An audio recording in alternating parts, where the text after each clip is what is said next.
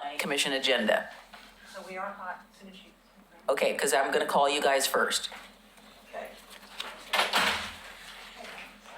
And just for the record, do you guys all know that the Planning Commission is not the city commission and we don't have any authority to make any laws or changes? But We we can make can. recommendations. But we can listen to We them. can listen. We're really good listeners, Okay. but we don't have the magic wand.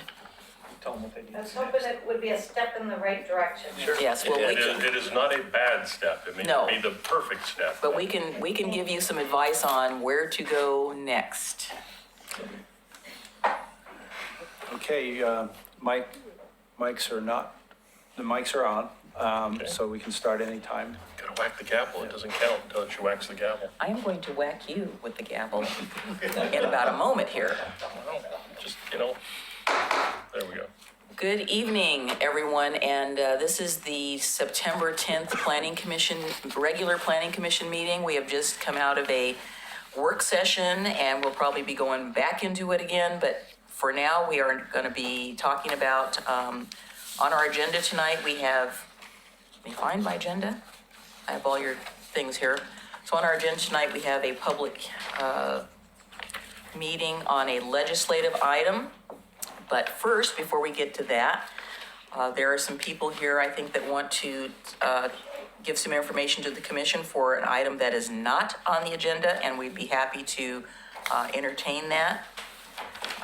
Pete, has everybody got the pieces of information that just came, Yeah, we had the two two, sheets? well, we actually have three exhibits. Oh, three, exhibit, yes, and then we have one other little, that's on, Yeah, this is so an agenda I item. would like that back afterwards, Yes, please. okay. So we have only 2 sheets of Okay, paper. does everybody right? like to look at this real quick Yeah. before we have to take it back? Okay, So we have West Coast Mobile Homes, Home Parks Incorporated, right, and a letter from the homeowners cooperative okay. in addition to that. So Debbie and Norma, you're here for an item that is not on the agenda. Yes. Okay, come on up.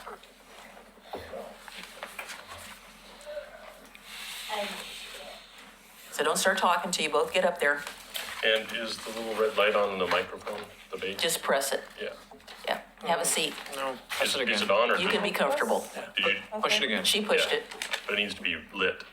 This one's lit. Now it's Yeah, Okay, you're you're good. good. All right, have a seat. You go first. So just as stated, just give us your name, and you live here in Oregon City, right? Yes, my name's Debbie and I live in Oregon City at the Claremont Manufactured Home Park. We need your last name. Sorry. Debbie Sorensen. Yeah, I have a slip here, so. Yeah. Okay, go ahead. And I'm here to try to save the park and maybe change the codes to where it can be kept as a manufactured home park and the land can't be sold for other purposes like building homes and such. Because there's a lot of homeless people, or there'll be a lot of homeless people if all the low-income people lose their homes that live there. It's 182 units there. And most of the people in there are low income or living with assistance from the city or state. And I just would really love to save it if that was at all possible. You know, by rezoning it. I heard it might be in the works maybe in the future. It is part of, Let her finish. yeah. Well, I think she was asking a Yeah, question. well, let her finish, and then we'll So- try to answer the question. So- I was hoping maybe that was in the works and you guys could help us or anybody could help us with getting something started. If that was possible.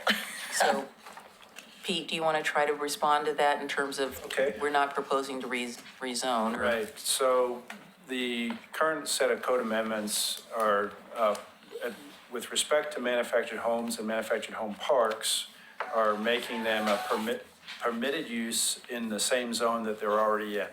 They're not currently listed as one, but they will be one if these code amendments go forward. That will mean that they are a by right use and can be expanded in some cases and maintained without having to go through a lot of land use process. And with respect to mobile home park closures or manufactured home park closures, there is existing code that is not part of this code amendment process, but is already on the books that deals with the closure of manufactured home parks and the notification process and what role the city has in that process. So that is two separate pieces of code. One of those has to do with making them a permitted use in the zone that they're in. The other one has to do with the process of closure, which is not a zoning issue. It's a separate issue. Does that make sense?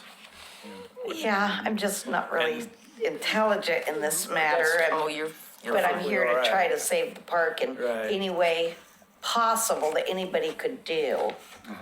And Laura, what's the code chapter with respect to park closures? 1552. I will give you my card and let's touch base offline and we can chat a little bit more about this as well. Yeah, and I'm available too. And I can help you through the process. So you guys could maybe look into it and see what you could do. That's what I was hoping. There's a process that's spelled out in the code for what should happen in terms of notification when there's a park closure, and it's the responsibility of the park owner to follow that process and honor that process.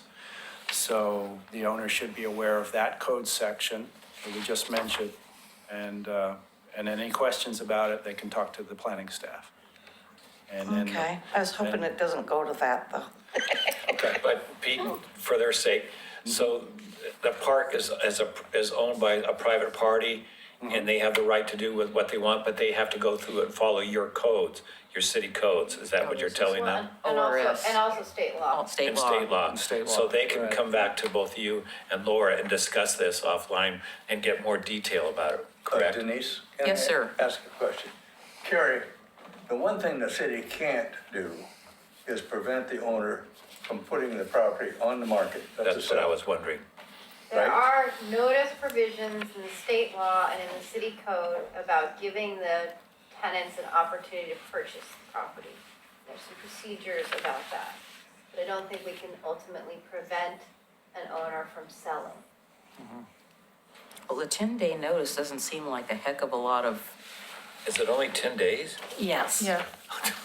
they're required to give a 10-day notice commencing on the fourth calendar day following the above date of notice, so forth. So 10 days is not a lot of time. It's pretty tight, The city code also calls for 45-day notice. the city code. So the more And we have to restrictive. think about how those two work work together, together. and I haven't thought that through yet, Right. so.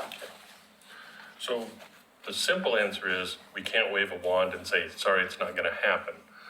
The more complicated answer is, they've got a lot of hoops they have to jump through, and it may prove easier for them to not do it than to jump through those hoops, and/or come to some agreement with you on a purchase price and a purchase agreement that isn't necessarily, give me $5 million tomorrow. It might be, you have 12 years to give me $5 million, or whatever. I mean, that's the standard, seller-buyer bargaining that would have to happen. And the more hoops that he doesn't want to jump through, the more likely it is you will be able to be successful. But we can't, and, We don't know any of that yet. right, Yeah. I mean, we don't know what, right. And it does also means that the person who buys it may just continue to operate it. They may be. Yeah, we don't know. Yeah, so I would say meet with Laura, find out what the boundaries are, and, stay in touch. And that should happen pretty soon. We're supposed to get the financials. Oh, We don't have them yet. Okay. Has anybody contacted who this prospective buyer is? No, not yet. Of course, they probably wouldn't say anything, but anyway. Okay, so Debbie, Norma. Norma, yes. My name's Norma Luna, and I'm here for the same reason that she is. She probably much covered all the things that I wanted to say, but I am here to kind of represent the Hispanic community, because we have a lot of families. We have a lot of kids. A lot of kids go to school. It's it would be unwise if, something to kick us all out. Like I myself already have been homeless before, and I've been in a shelter, and it took me 3 years to buy my home. And to think that I might lose it is it's kind of scary, and we're all worried. All the Hispanic community is worried because we think we might get some compensation, but like that doesn't really cover of how much our home, as much as we purchased it. And so, we're just kind of worried. I'm worried about the people that have mental issues. I'm worried about our elders, a lot of old, there's a lot of people there that live and, don't have that much time, but, Right, we understand. yes, and. Picking up and moving to a new house isn't an option. Yes, and so, her housing is very affordable. For us to move out of there and go to apartments or try to buy a home, it's kind of impossible for us. I know. Because, we're in a place where we can afford, because everything right now is just skyrocketing. And that's kind of my concern. But she pretty much covered. This particular. Probably you were Everything. told in chit chat about this meeting tonight that because I was out there reading some of this. Talking with Laura is going to be great. And the next city commission meeting is on the 19th, I just checked. So you can also talk to the city commissioner. Those are the elected individuals.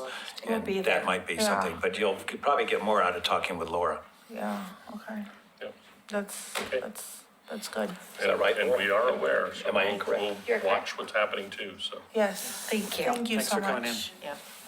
Is there anybody else that's here tonight that would like to talk about this particular issue that has not given me a little slip of paper? Because you don't have to. If you haven't filled one out, come on up about this particular issue.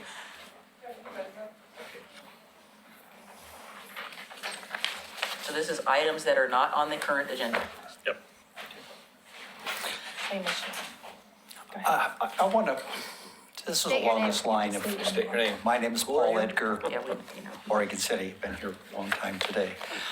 On a board, we try really hard to not do whatever we can to keep homeless or keep veterans from being kicked out of their houses.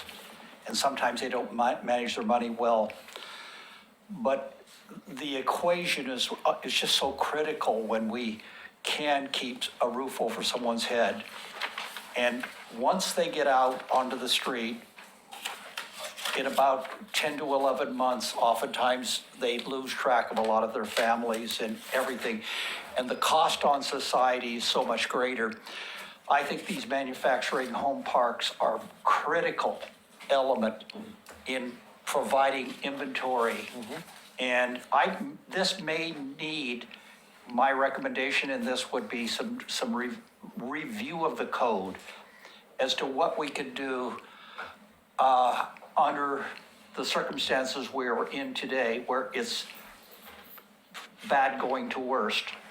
And we need to be able to maintain this inventory and ability. And I just would like some higher creative thinking to go into seeing what we can do to make this a little bit more difficult. It's just, the cost on society is just too great.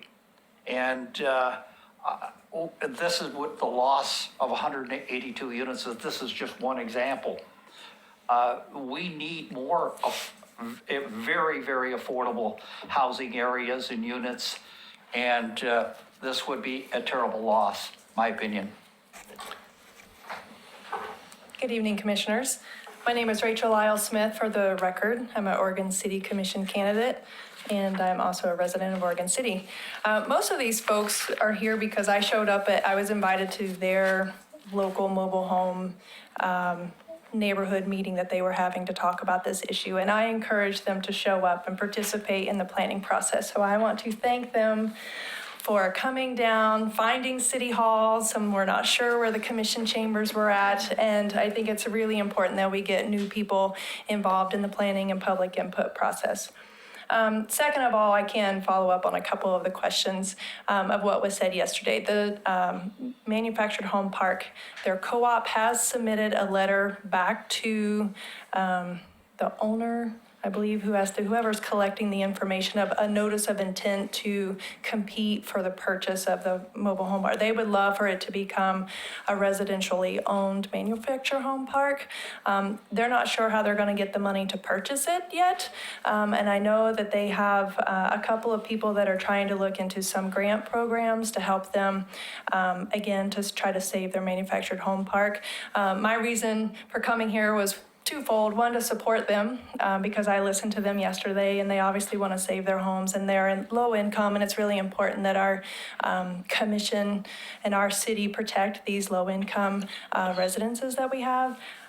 The second is that I agree with the gentleman here that I would love for the Planning Commission to revisit the manufactured home code and see if there was any way we could improve, this kind of shines a spotlight on an issue. And we only have 3, I believe, mobile home parks in the community, and whatever we can do to save them and keep them from being sold to developers who may then want to put homes on them or even multifamily complex that they would not be able to otherwise afford. It's important that we keep that from happening if possible. So thank you. Thank you.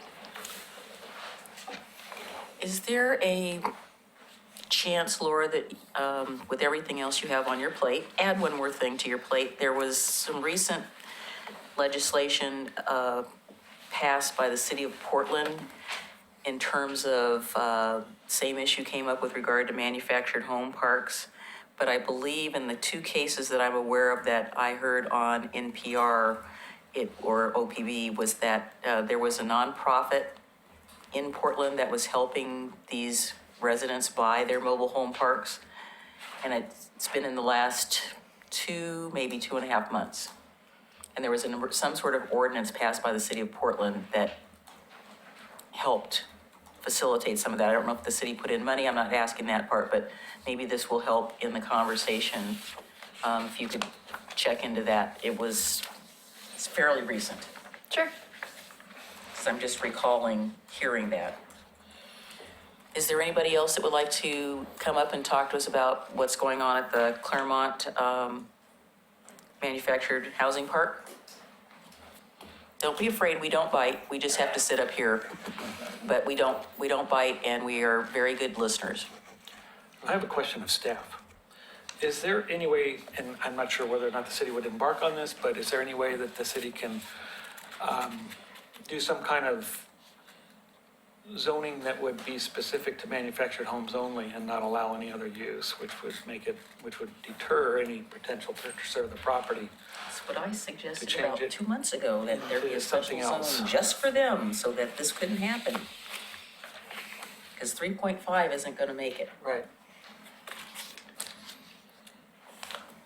Well, I'm looking for take a something stab at that. for these folks to hang their hat on in terms of a solution for this, and I'm not sure whether or not I can suggest that or not. What's proposed is, in staff's recommendation, is not to change the zoning map at this stage. And this whole emphasis is not to I'm looking at create a a separate new zone. process for this particular But- issue. Oh, I don't see We why feel can't that- slip something in.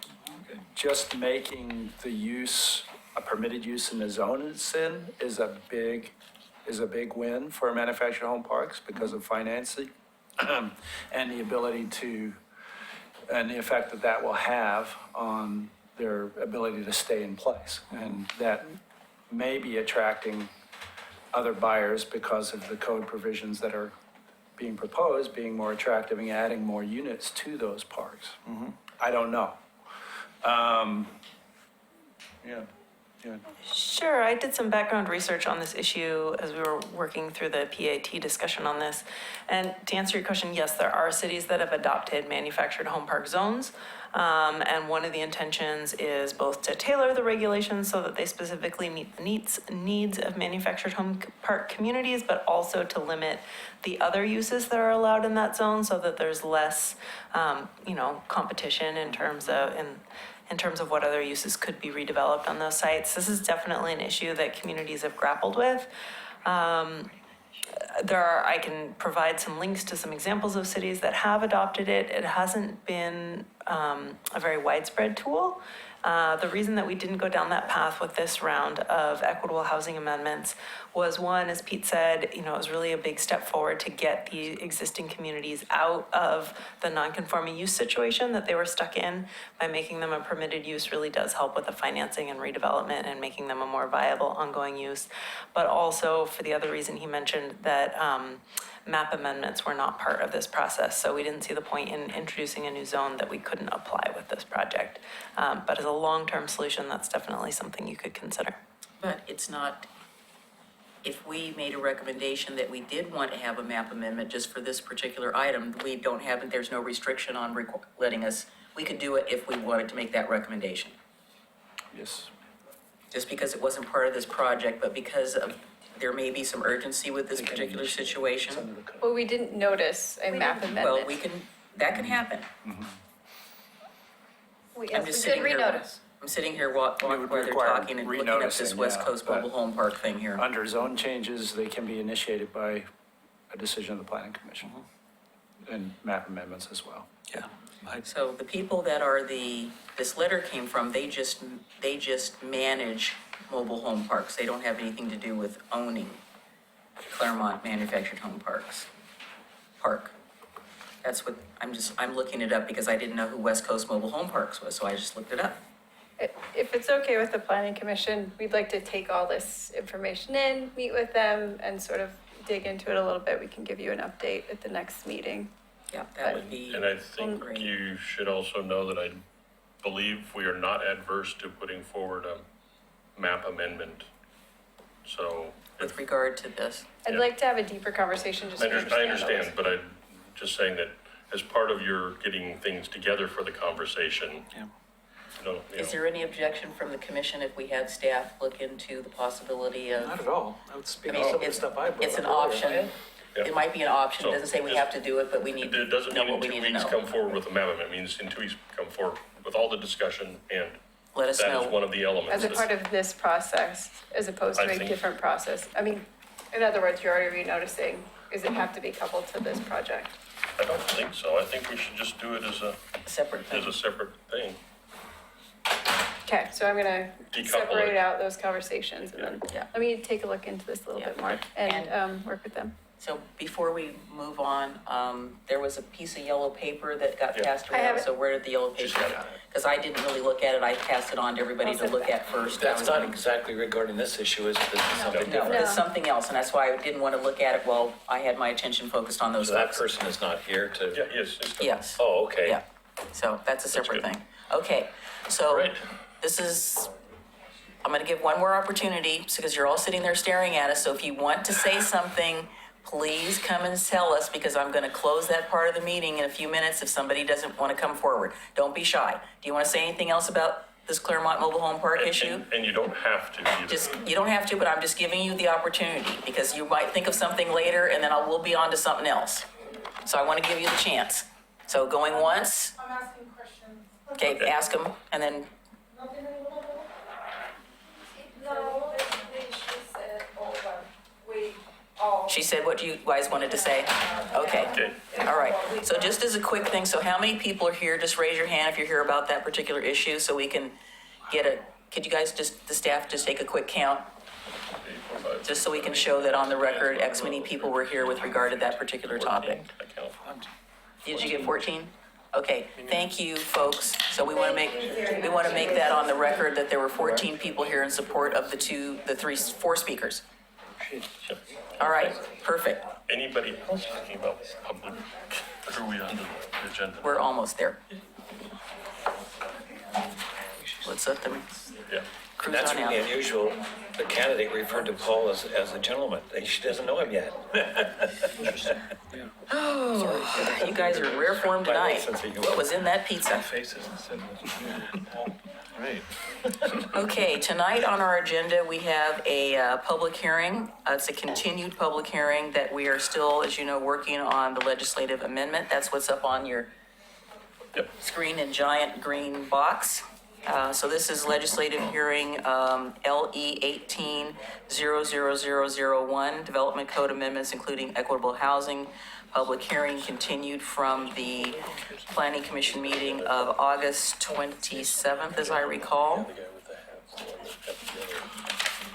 And we're basically going to, are there any people here who would like to testify on this particular legislative amendment? Yes, I know you do. I'm not sure if they do or not. Hang on just a second. No, I just said, is anybody here who is interested in testifying on this particular issue? So just raise your hand. Okay, that's Okay, so 1, 2. are you Mary? Yes. Okay, so I have your slip. Are you here to testify on this particular issue? No, yes. The 2 of you, no? We're with her. Okay, you're with her. Okay. So we're going to go ahead and, so basically, it's not a typical public hearing that we have where we, I read the whole spiel and do all that, but I am going to say, just for the record, that this is a public hearing. Please state your name and where you live for the record. And please make your comments, if you possibly can, very germane to the specific thing that you're asking us about or not asking about. I'm just going to take a quick second here before I call you up, Mary, so I can look at this because or Eugene, didn't have a chance to look at it. He's my husband and Yeah, okay, we're okay. talking on the same thing. Yeah, okay, so that's, no, that's fine. We don't talk from the audience, so that's okay. That's all right. Just give me about 2 seconds here.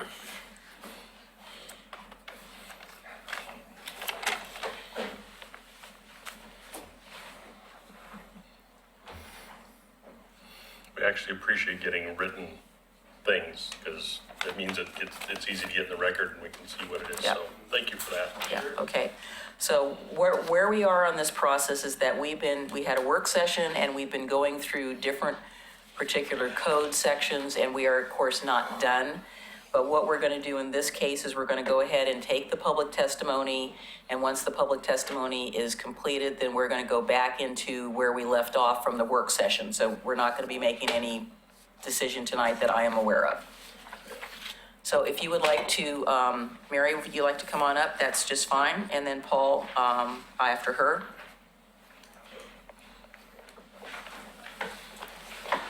Good evening.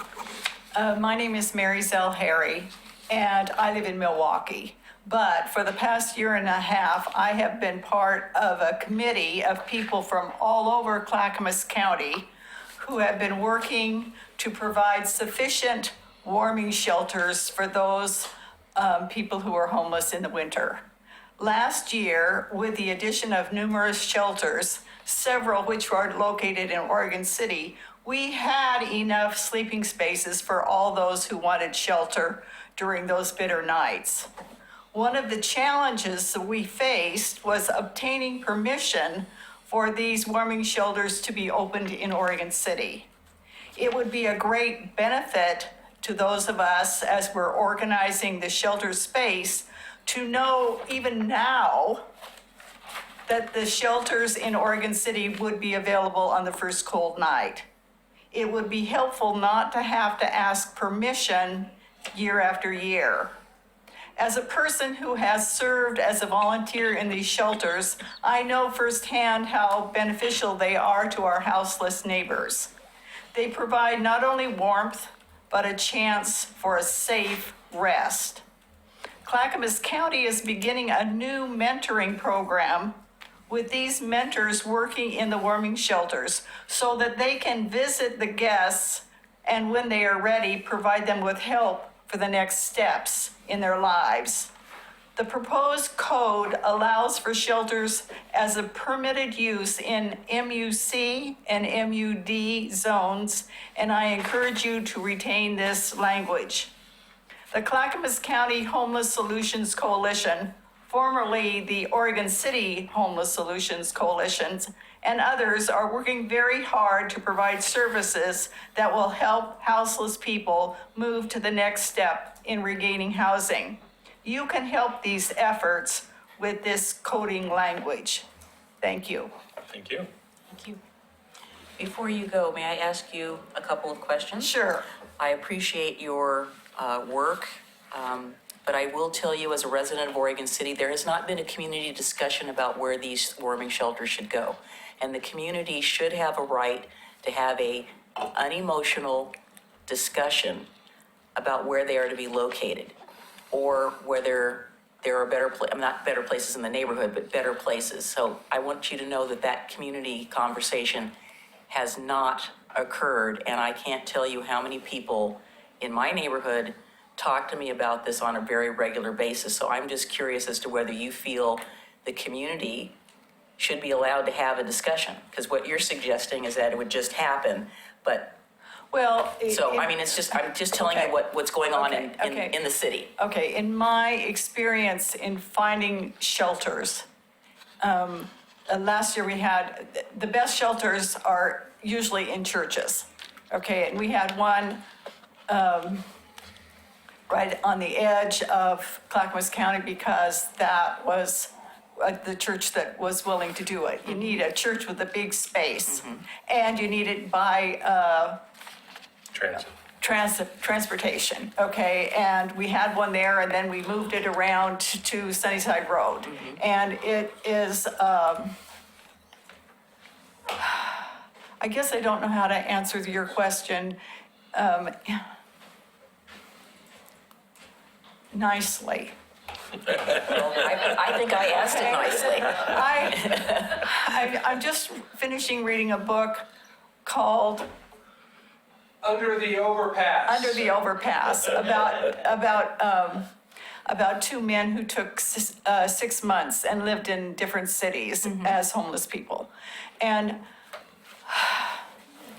in the wintertime, we have to have a place for people to sleep, Understand. okay? And I think that if you let neighborhoods say, no, we don't want it in our neighborhood, then there won't be a place. That's not what I said. What I Okay. said was, I think that there needs to be a discussion about with the community about where these should be and how many there are the need. There's not been a community discussion about it. The Homeless Coalition has been discussing it, but that is not the Oregon City community. That's what I'm asking. Okay, I'm okay. saying that not to say veto it, but have a discussion.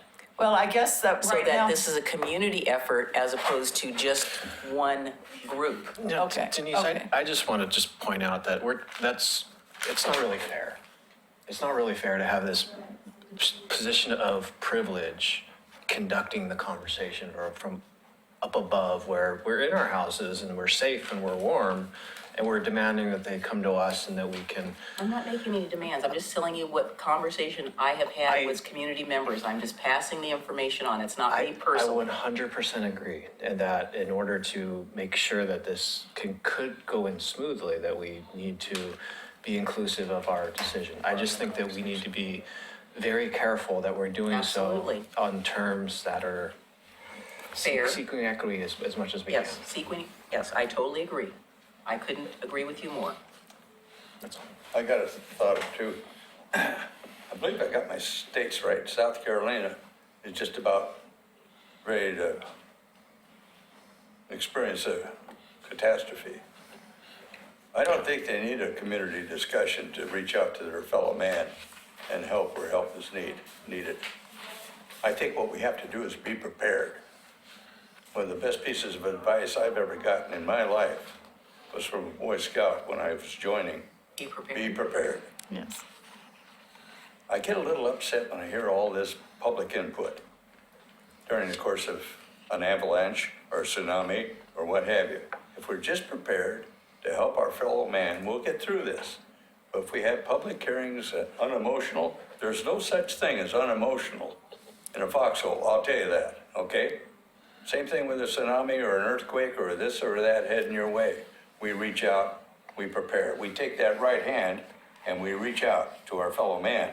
And that's what you're talking about. Yes, that's what I'm talking about. Okay, I'm all for it. And there's Father's Heart, there's one by one, and there's the Oregon City Retirement Center that has served as a backup shelter in some, sometimes in the emergency winter situation. when it's really bad. But last year, we were able to get more churches in other places so that we weren't so strapped for space. But the main thing that is with the Oregon City spaces, to my knowledge, I'm going to a meeting Thursday, but to my knowledge, they're not looking for any additional spaces in Oregon City. But the main thing is to not have to apply every year to get it okay, because like last year, it was like, it got cold before we thought it was going to be. Last year. And then we were in a bind. And so if we can have this be okay in this area, I mean, maybe if somebody else wanted to do it, that would be a different thing. But if we can have this be fine for these areas, churches that we have or the organizations, that would just make it so much easier for the planning so that if it got cold tomorrow, we'd be ready. Most of the churches are not zoned MUC. All the churches are Okay. residentially zoned. Okay, So that wouldn't apply to them anyway. Okay. But again, the reason I'm asking about the community conversation is that as a community, we have an obligation to make a decision about which churches, maybe they're afraid to come forward. So why don't we have a conversation in our community like, can you do this? Can you do this? Can you do this? That's not been totally happening. right, that would be up to your, to. Right, to our the- community. Yes, So yes, we have to do yes. that. Okay. Denise, And I couldn't disagree with you more. It's not going to happen. When you it is. face an emergency, you respond. You go out there and But we you can do that ahead of time. Well, okay, but ahead of time, but that's city- up to our council. You're not going to have No, the a city- community discussion in Oregon City, and when, like Zach said, you're not going to get these people out from in front of their television set on Monday Night Football to discuss warming.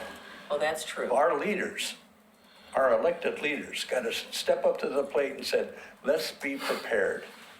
Our police department's doing this right now, Oh, I know they are. I've been out. under the radar. Yeah. And I know we have Mike to- we- Day's working very hard, This but is- he's one guy. This is just a policy. When you see a mother walking down the street with a babe in her arms, and it's raining out and it's cold, I pull over. Can I give you a ride? Can I give you an umbrella? Can I get you someplace? Yeah. I don't have to have a community discussion on that. She's just asking for, No, you're asking. no, we don't have the ability We to do. do, well, the city has been approving these on an emergency basis, on a case-by-case basis. What she's asking for is some long-term surety that this place, this place, this place, and this place could be a place for a warming shelter. And that discussion hasn't happened yet, because maybe they don't know that there's a need out there. Maybe there are places that it could happen, but nobody knows. All I'm saying is So- our commission, if And you bring maybe this they up will. before our commission. She will, yeah. and- I would say definitely go talk to the city commission as well. Well, okay. Yeah. And Nancy Ide sent me, so. Yes, that's okay. And I would say, based on my reading of all this, it's gonna come up, so I'm just gonna say it, but I think that shelters in general, whether they're warming shelters, transition shelters, cooling shelters, whatever, I think they should be conditional uses. But that doesn't preclude somebody from being proactive about getting their conditional use. I also think it should be in a lot more zones than MUD and MUC. I think it should be an I, because if there's, and campus industrial, because if there's somebody who's got, a conference room that they're willing to set aside, then they should be able to do it. The churches aren't in either of them, so I think there needs to be some oversight of them. That's why I say conditional use rather than outright permitted. But I think there's a lot more places they could be, which gives us a lot more options and a lot more ability to react to things. So I think we're going the right direction.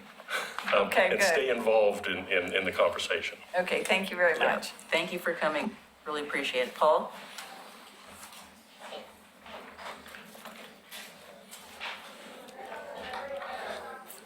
Thank you again, Paul Edgar, Oregon City. Our privilege. I've got a great concern with the whole process that you guys are in. And again, we're developing a lot of modifications or proposals to modify different areas of the code, but we're really not addressing affordable housing or equitable housing. Okay, and this need that Metro has identified at 45,000 new units in our region, right around here, imminent, we need to come up with. And it was like a manufactured home park of 182. That's an example of something. But we're sitting here talking about areas where, how I can reduce the parking requirements. And we know that each average unit today is between 10 to 12 trips per day based upon current ODOT and other authorities' understanding of what's occurring. And with the Uber and everything, we're crowding the roads, and everybody's got cars, and we could look at every one of the areas in Portland where they built buildings without parking, and everybody's got cars. It's just, that's what's happening. We should not be reducing parking requirements. What I would love to see is some type of codes where we're looking at creating these large units where we come out and we create, it's almost like a manufactured home park, and where I'm maybe getting down to something less than our 3.5. And maybe it's this time for us to look at creating this park environment where we come along that could be manufactured homes, it could be tiny homes, it could be cottages, but it's designed around a model that is to create something, a housing unit that is well under $100,000. So that we could manage it. I still go back and look at the city, Johnson City. And here we have a city that keeps costs down. People buy their manufactured home, put them into there, they're upgrading it. But this is affordable housing at a level that we're not even talking about or addressing here, and we should be. That's my point. We should be coming up with something. Here at this point in my life, I'm trying to do something about trying to save lives, make a difference. And I find you guys up here in the city and everybody talking about everything else, but we're still not getting down to this point where we've got to come up with some way to figure out how to create 45,000 units of affordable housing. And not one thing that seems that I've heard in most of these meetings is everything about, if it starts at 300 or 350 or 450, or now we're going to squeeze it down to an R6 or an R5 or R3.5 or something like that. We're still not doing this. And then I get back to the next equation in my life is that it was this analysis that Clackamas County did where they're building 212 units for 66 million. Okay, of affordable housing. It's got $30 million of subsidies into it. That's tax money that's subsidizing this. We can't afford that. We have to come up with something that goes out there and that is creating something new. And I'm going into a meeting on Thursday morning, and it's talking about creating jobs and how to train people to be able to be productive. And I still look at Clackamas Community College as this great resource that's out there that has excellent job training, excellent veteran training, excellent opportunities so people that can become proficient and can support themselves. We should be looking at some of this CI lands right there, and I've said this to Laura. I'll say it again and again. I've said it to you guys before, but I'll repeat it. We need to do something about changing out the way we could recode, rezone some of those lands like that right around the college. And this could be job trainings land. These are people that there are jobs out there for. We create housing for them right next to the college. They're focused on going to school, learning skills, getting through the program. It's extremely affordable. and then they move on. And this would be our effort to create people to fill slots, but to get them off the street. And we, yes, they're vetted to find out those that want to lift themselves up. But somewhere along the line, I would love to see us get back to the thing, equitable housing, affordable housing, start putting on your think tank hats and say, okay, how are we going to create that many units, and how do we do it? And I think we do it in gross ways, where we create planned communities to do it. That's the only way, and I just am against throwing all of these infill ADUs. I talked to Pete, and I says, I have a big garage right next to my house that I could readapt. And I looked at it and I said, wow, what was my ROI on this? How do I justify this? Go back to what Paul was talking about. How do I, parking, if somebody could come back to me and say, okay, you've got a transit system right next to it. Okay, I'm gonna say, there's a mitigating factor. Or if I come back and say, I create some place where I have people in there at 30% of the medium average income. And we know, and we don't want them to have cars or wasting money on a car, gasoline, insurance, or anything. But now I could create a community that was based around that model. But somewhere we've got to do something. Everything seems like we're talking about is for somebody else, and it's surely not equitable housing and affordable housing. And I want to thank you for allowing me to go crazy. Didn't notice. Yep, it's been that way for a long time. I was gonna say, it's been going on for years. Not changing. But I care, and I want you guys to think about coming up with some solutions, because it's, the problem's getting worse, not better. Thanks. I think, Paul, what you've said has already been articulated, that there really isn't any way for us with these codes to make the units affordable. It just isn't gonna happen That's what I've been saying. unless there's some incentives, and we don't have the ability as a city right now to provide any of that.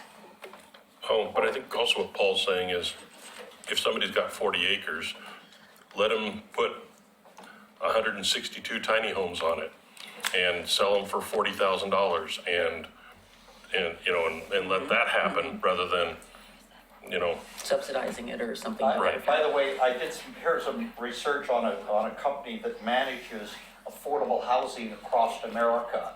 And I've gone out to these, and I've been doing my own personal research, and this is a management company that just won the contract for creating affordable housing for the state of Hawaii. So are these rentals or these opportunities These are for people rentals, to own? they have done some, in fact, they manage the housing unit in Estacada on 300 Main Street in Estacada. And so that was interesting to me. Here is a company that does this in big units, veteran units, all sorts of things. But the real component of them, it's a 501c3, is that what they do is to create affordable housing and manage affordable housing for people who want to get into it. And so they've been at it for lots and lots of years, and I just think that somebody should be looking around, talking to somebody like this and say, okay, what could we be doing to make sure we can fit into your model? That's a good idea. And because we need all eyes and ears, all thoughts. Did you bring us all copies of that? I got one I'm copy, kidding. but I would share it like Laura let me share something one time. I borrowed it, I think, or whatever it was. Well, I like your idea, but one of the things that concerns me a little bit is that we have lots and lots of rental units around the Portland metro area. So I know not everybody wants to be a homeowner, but there doesn't seem to be any way to move people from continually being renters into something that they actually own. I mean, there's a few programs out there, but it was one of the things when I worked a lot with REACH, which is the Community Development Corporation that builds affordable units.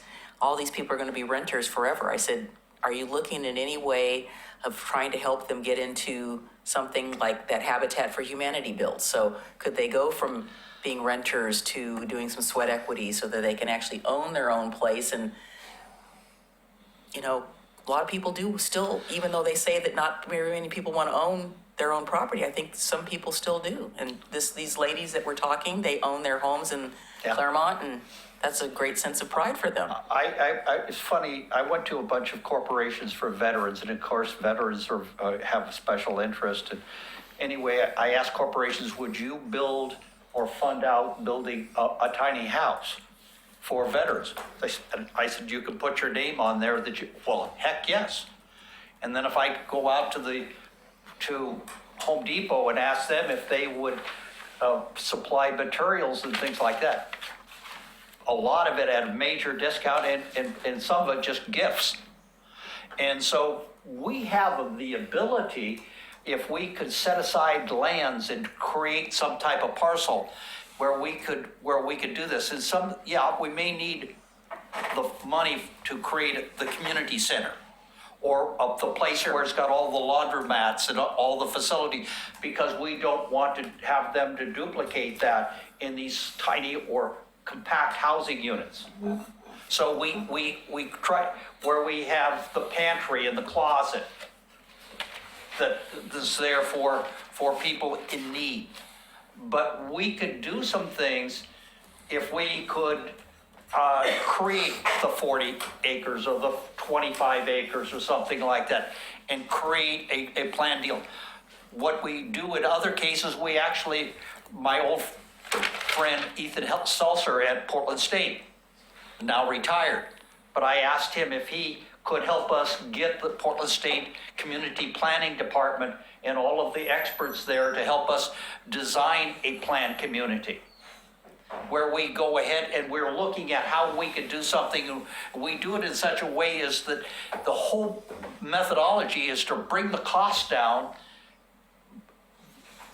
do things the most efficient way we can, and we open up everyone's mind to say, okay, what can we do to save money, to reduce the cost, to make it an area where we could do it. I'd love to, where people could live affordable. I'd love to do one and just have, let's say we have one that we do, and it's our experiment. And we show, because Portland's not doing anything as creative. You know, I don't like people in towers. I think in the long time, that's changing society. I just would hope that we could do something better than that. And I'm willing to work with you guys or talk with you guys anytime and try to bring in people, experts, that are capable to help us come together with some ideas as to what we can do, because we got to do something, because we're going to get run over unless we get on the ball and come up with something. Thanks. Okay. All right, Pete, I think we're back at the top of the pops with you. Great, thanks. So, we've discussed in the work session, parking and for ADUs, internal conversions, and 3 to 4 plexes. Bob, you stepped out for a little bit. There was some discussion about the requirements for parking on internal conversions, and we came to a tie on that. So if you wanted to weigh in on that question, we can come back and talk about that. 1 second, I get caught up to that page. Do you want to explain it to them, or are we moving Yeah, forward? let's explain. Do we need to explain it to him right now? Let's move No. through, can we move through our other Right, issues? and then we'll come back to Then we that. can come That's- back to that yes. as time allows, and if Right. it doesn't, then Pete could follow up with And we've Commissioner Mahoney individually. been through the lot averaging discussion, and so now we're on to the issue of mixed use downtown. So what we've attempted to do is just for illustrative purposes, This is a profile map. The discussion that we've had to date about this is if we limit the height between McLaughlin Boulevard and Main Street to 45 feet, that has the effect on development that you can only, build up to 4 stories. But at the same time, if you allow it to go to 75 feet, same as it is in the rest of the district, the concern is that there would be an alley or corridor effect and you wouldn't have a good view of the river.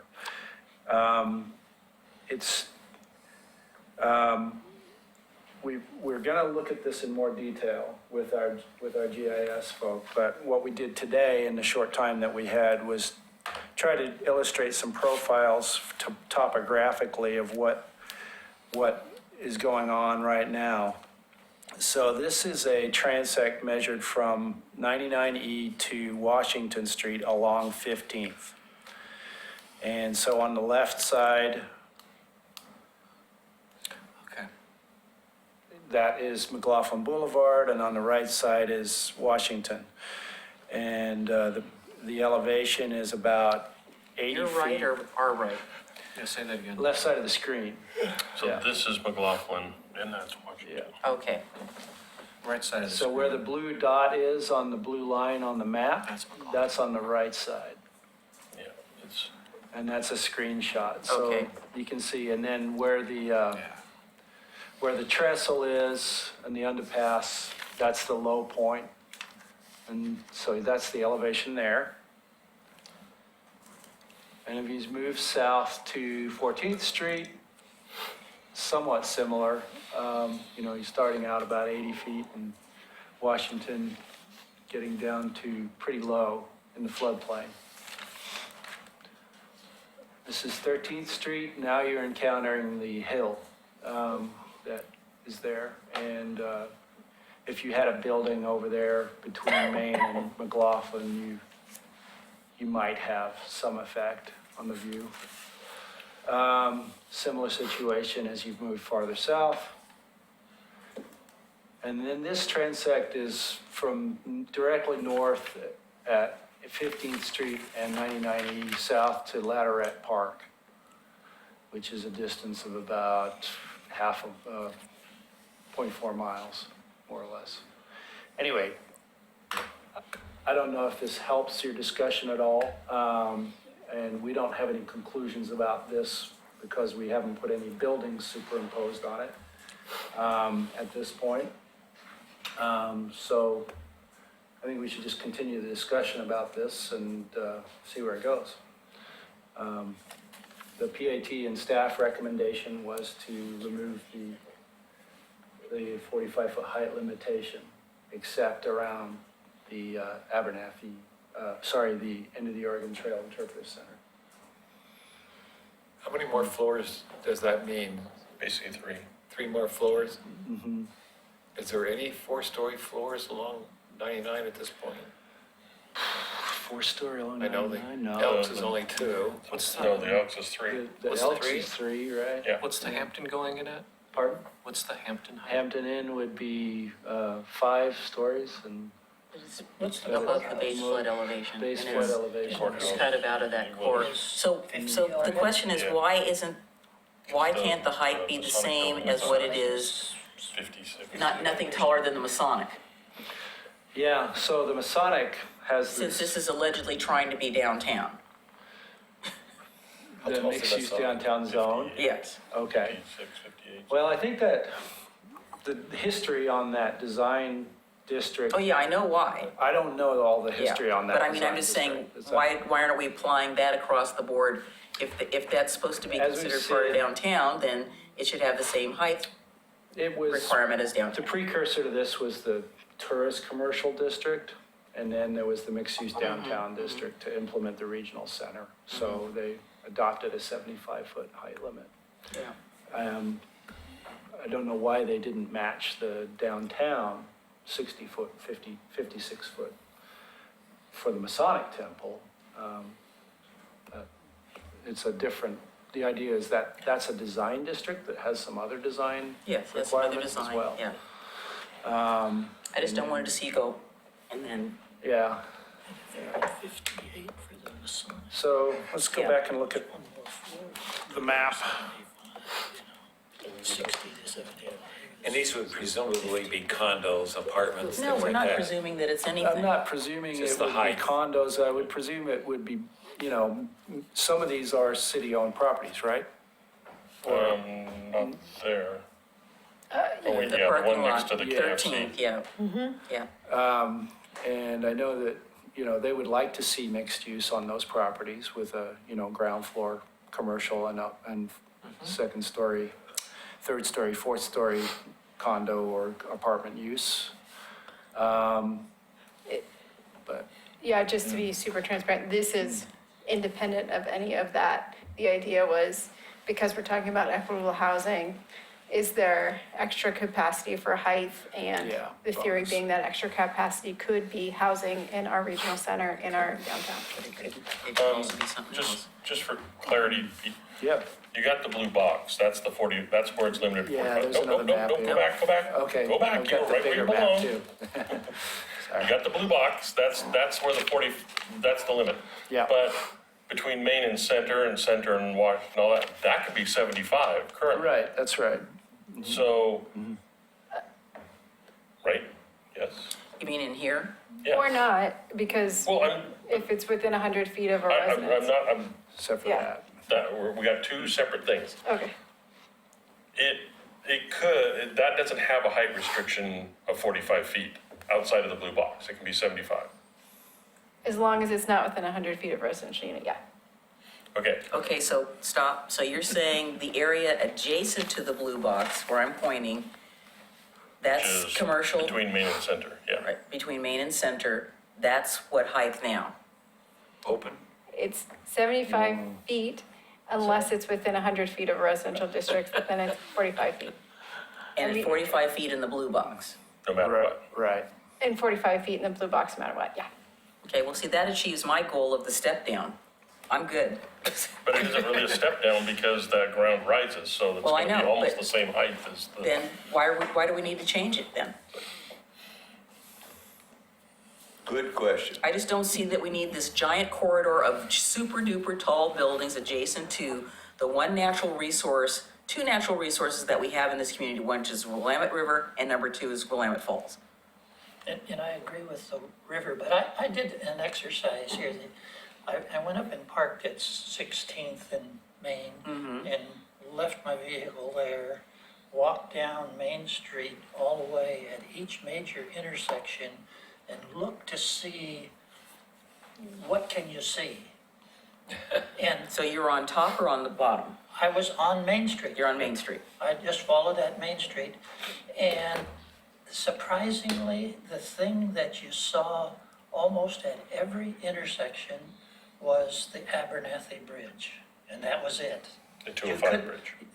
Yes, he called the Abernathy Yeah, Bridge. no, You but I'm just being could, clear you for could the audience. not see any water in the river whatsoever, because there's trees between 99E and the river that even walking back up on McLaughlin. that street, you can't see the water. So it pointed out to But me we know it's that there. even though it's 40-foot buildings and stuff like that, when you're in mid-block, looking to see what can you see in which direction, you can see the 30-foot building across Main Street, and that's it. At each intersection, you get to look down the side street, but you basically can't see the river. You can't see, well, you see the trees above West Lynn High School out there. But there's nothing in between other than the Abernathy Bridge. I have a question. So then I. Wait, let him finish, let him Based on what you finish. said. So then I went back down and walked the rest of the way to Maine, rode the elevator up to the top, and spent quite a bit of time at the elevator looking out over the observation towers, and they put these new etched drawings on The 3D. on the windows. Yeah, the 3D. Which you can see from the elevator point of view, as that's where you're standing, you look to the right, you see all sorts of water in the Willamette. And if you look to the left, you see all sorts of, you see the falls, there's a little blockage there Mill. with some of the mill stuff. But then up above the dam, you see good views of the water. But even on street level, you don't see the water. So I don't know what we're losing to put a higher limit. And I do agree with whoever made the statement that, or over here in the next to Center Main and there, that looked to be a collection of lower buildings. That my observation was, there's where the higher buildings could go and give you some of that density for stores, you know, I don't know what Willamette Falls is gonna bring for shopping centers and all this restaurants and everything. But this elevation that, Pete, did you put the elevation thing together? Was good because I didn't have anything to tell me Yeah, how it's tall helpful. that barrier was. And when you show the contour, it helped. The picture looks a lot better, that there's possibility and potential there if the Region Center comes, that people are gonna have transportation and some people might even leave their cars at home and buy a rental unit there and move around the city that way. So it was really enlightening. You should take that walk and not drive, but you can do that in an hour. Take that loop, go up the elevator and come back down and take your pickup and car and go back home. You didn't even stop at my store. No, I was on a research. My mission. thought was on this, is we know there's a river walk, isn't it coming from 205 Bridge? And the river walk will go on the other side of McLaughlin. And I'm wondering if that ever happens. And I'm wondering if tall buildings will have an impact on anything to do with a river walk in the future. Because right now, we don't see it on here.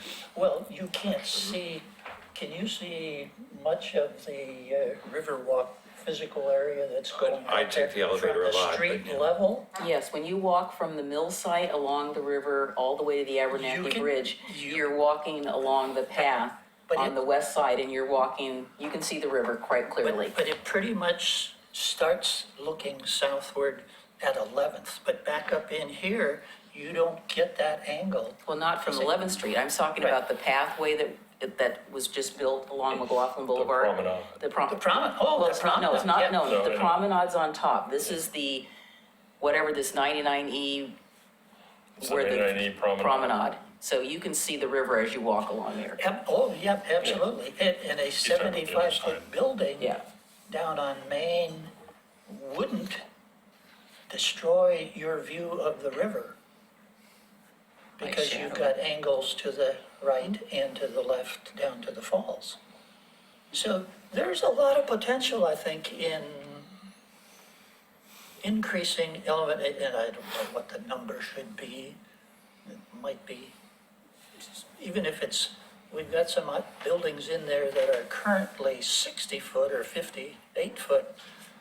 That, one more story on top of that, and you're already at the 75, so 75 is, I guess I wonder what I think of when I go to Vancouver, BC, or in all these other locations of all these tall buildings all along. I don't like the point towers. Are these blocks all individually owned, or are they owned by one person that could redevelop and make them all they're- condos? It doesn't matter. No, I'm Doesn't just thinking matter. of condos all along the No, it apartments. doesn't, it doesn't matter who owns them. No, I was just wondering if somebody could redevelop and tear everything down that's existing They and start could. building a whole community like If they West have End and a- If they have a Vancouver. whole pack of money, sure, Yeah. anything's possible. Okay, what's your pleasure? So let's start with Mr. Mahoney. Yes to the change or no to the change? No. Zach? Yes. Paul? No. Damon? Thinking, Skippy. Skippy? Vern? yes. Tom? I'm torn, but I'm gonna go with no.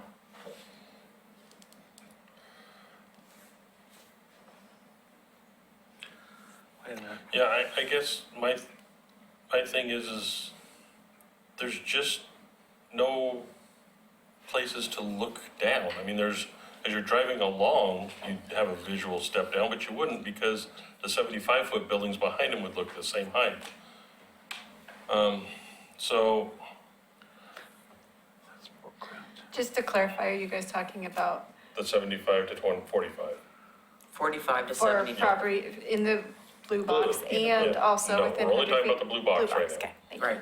And I think I'm a yes on that. I think I'm okay with going to 75 feet. Yeah, and I'm not okay. I think we need to step down there, so I'm no. So is that 4-3 Okay, 4-3 to not? to not. Okay. Yep. Now the 100 properties within 100 foot of a residence, where does that apply? We've got a different slide that Okay. illustrates that.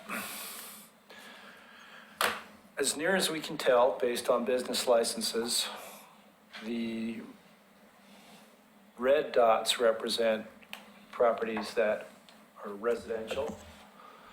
And some of those properties are right at the downtown level, street level, and some of those properties are up on Bluff, abutting Apperson Boulevard in Park Place, overlooking the mixed-use downtown zone. So that's over here. Can you blow this up at all so we can? That's as big as I can get it. I'm trying to determine which street is which. Why the What's hell is the white one? landfill zone mixed use? Try something It else. should be hazmat zoned. Let me zoom in. Please do a not little penetrate more. the barrier, it that's will better. explode you. What's the white one that comes, is that Abernathy that's coming out I don't want to be exploded. I don't either. at the bottom of your screen there, sorry? Yeah, that is Is Abernathy. that Abernathy? Yeah, the swoopy one. Yeah, that this right is there, that's Abernathy? end of the Oregon Trail. Right there, yeah. And those are two Use- homes, use the red dots are use- homes? Use the mouse, because Yeah, okay. These red dots are all residential. I don't Okay, see any these, residential there, I drive these by there red every dots day. are existing homes. They could, yeah, that's a home. Yeah, they got a- That's- All of those are houses where you have the thing in there. Yeah, and Next to some the of them park. are home occupations. So Pete, along Abernathy there, the red ones, I know there's a plumbing shop or electrical shop there. I'm- It looks like. That's on But the that's end. right next to Yeah, this there, blue but strip. I've also, across the street, there's 3 homes that somebody But got they a can't grant and they're build high because redoing. it's adjacent to Those are the homes trail there. center. right, Right. Right, they did a 2-story building anyway, so. Because those are the homes that they're reconstructing with a grant. so, So- but basically, the So I'm entire trying to chunk figure out. around Abernathy is overcome by events because of the Oregon Trail Yeah, Center. so- Yeah, that's So just we're really looking at the 250 downtown ones Yeah. and the ones Yeah. at the ends. Right, So we're you're not really looking looking at at- that because that has an overlay. You're looking at this area, which is on the north side of the, Yeah, Road looking intersection. over Holcomb and yeah, Flat Pantry. and then looking over the bluff from Apperson over here. So where's the And this- plaid pantry? Would plaid pantry be there, right here? No, it's the red. This is the red. Yeah, and that's Yeah. Holcomb, And the those are intersection zone of red Holcomb. commercial. That's general commercial where the plaid pantry is right here. It's a new zone. So, but. So that doesn't, we're not talking about that zone either? No, we're Okay, talking so- about the effect that these red dots have on the green zoning and not being able to build to 75 feet when your tax lot is within 100 feet of one of those red dot tax lots. So, So the big green area then is the Abernathy Green? No, the whole green area is the downtown. This I'm talking about right He's here, talking because about- that's Yeah, coming he's down talking about Holcomb. this. The big green area is the golf course. So if these are all homes there, they couldn't build above 75 feet or 45 feet. Well, the question is up on Abernathy, up in Park Place, up there. Those houses are already sitting up on a all way really high. super high bluff. yeah. I mean, we're talking way high. So, I mean. And also, isn't some of that part of the old Brossman's landfill? Yes. None of that. Some of this is. I'm not sure where you think So- they're sitting on a So bluff. the concern overall is that the fact that this is hard to do explains why we want to change it. The fact that you have to take a snapshot in time, figure out where the houses are that are existing, talking not about right zoned in for here right now. houses. Yeah, those aren't And then that Yes, dictates that's what we're properties' saying, they're on a height within bluff. 100 feet. No. Is, to me, means that there's not a lot of planning or thought put into where the height is. If we want to be intentional about where a height should be lower to step to the river, that's good and intentional. This one is just sort of a little bit more haphazard, and we want more residential units, but then for each new residential unit we have this separation requirement too. So I think it's gonna depend on where it is, because up off of, well, I can't read the street, Apperson, I'm assuming that's at least 100, maybe 200 feet tall to that bluff. I think you're right. And if something is 75 feet there, that's not gonna have the same effect. That's gonna be negligible. Now, you may end up getting some Right. other issues further down. Right, I agree. So- This is where you're below the, you're starting Yeah, I to mean, level. I- But at the same time, you know, how long are these, some of these red dots may be incorrect. I just want to point that out. They may not be residences. They may just be properties that aren't correctly licensed. And then the long-term effect, if these are always going to be residences and somebody wants to redevelop the landfill, then potentially you've got a variance situation where they've got to come in and get a variance or an adjustment from that. I think anything adjacent to the end of the Oregon Trail Center should be off the table, because I think that special circumstances there where you've got to look at the potential development and what the effect is going to be on that adjacent trail center. Yeah. So I think they have the potential to redevelop, but if they're redeveloped, it has to be looked at on a, you know, like we did when we looked at the proposed development for the hotel. We looked at that in light of what the effect was going to be on the trail center, and that was not part of the developable area that said, you need to be looking at, you know, shorter heights or whatever, so it's not going to was affect right it. here. I think you've got the same issue down in that area. Now, as you move south and you're talking about, and this proposal won't affect those ones around the Right, DOT, which right. have that separate. right, so that's why I'm saying, let's just take those off the table. I wish I had my x-ray vision today so I could read these. You wanna zoom in where you got your mouse at right now? Yeah, and pull that up Yeah, a so little further. you see where the brown is, where the purple squiggly line runs through? So there, so what street have we got going on? We've got, what is that? That's 15th. Is that 15? Yeah. Yeah, that's 15th, because it's the only one that goes all the way up. True, yeah, okay. So the So- parking for Abernethy Center is right here. There, yeah. Yep, and then those are the ones, that's Those the are those little apartments that apartments. are on that Yeah, first that street. Bruce Danielson used to own that are They up used in to here. come around when there was a street. Yeah, back in the old days when there used to So be a that's a street. really steep hill. Yes, that's Yeah. really steep hill. That's a falling sort of a geotech hill too, as I recall, because Bruce Danielson had to do some remediation when we had, a little bit of movement was going on there on that building. Yeah, and that's, you know, Dimensions of the downtown. these green zone parcels are also on that hill too. Yeah, so there's gonna be some issues going on there. So then we've got the doctor's clinic, the two doctor's offices right here. Then we've got what? That's top of the hill where he's got his mouse right now, Yeah, so that's, top of the first hill. Hill, yeah. that's the doctors. So then we've got what? Tony's over here?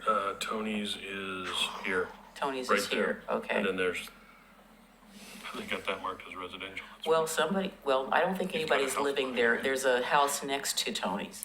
But the ... That's zone is the commercial. apartments that are on top of the curves and all that. Oh, right. Yeah, I don't see how that's affected either. I mean, the biggest thing I see is the one dot up 14th kind of sitting all alone, right by, you know, the lone one up by the river, Right. which is that one little house that sits there right next to the Right, railroad it used tracks. to be next to the PGE house that they Yeah. Yeah, there's people actually living in there. Yes. Yeah, really? There are. Yeah. So to me, where the area you've got that's critical is probably adjacent, it's up on the bluff, part of that's in the McLaughlin Conservation District, Yeah. where the city parking lot is, somebody's proposing a hotel there that would be like really tall. Well, with this, it would be within 100 feet of the house across the street. Because there's, Yeah. up above the tracks there are a bunch of houses up there.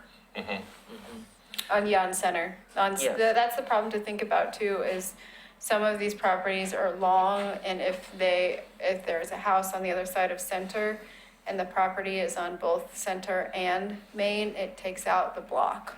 I'd say if they want to build on this, on the west side of the railroad trestle, let them go for it. And then they can look down on the train, just like they do in New York. NBC. Yeah, I'd almost say just leave it and let them know that we understand that they may want to come in for a variance, because I think it's almost a block by block because of the bluff and the way topography. and everything. Right, for a property Rather than- large, a variance. Yeah, I mean, if somebody wanted to build adjacent to that parking lot on the railroad trestle, you've got the railroad separating them and the adjacent residential up above, I'd say go for Yeah, it, you and the know? trestle's already at 25 5 feet feet. or 30 feet. It's up so- there in the air.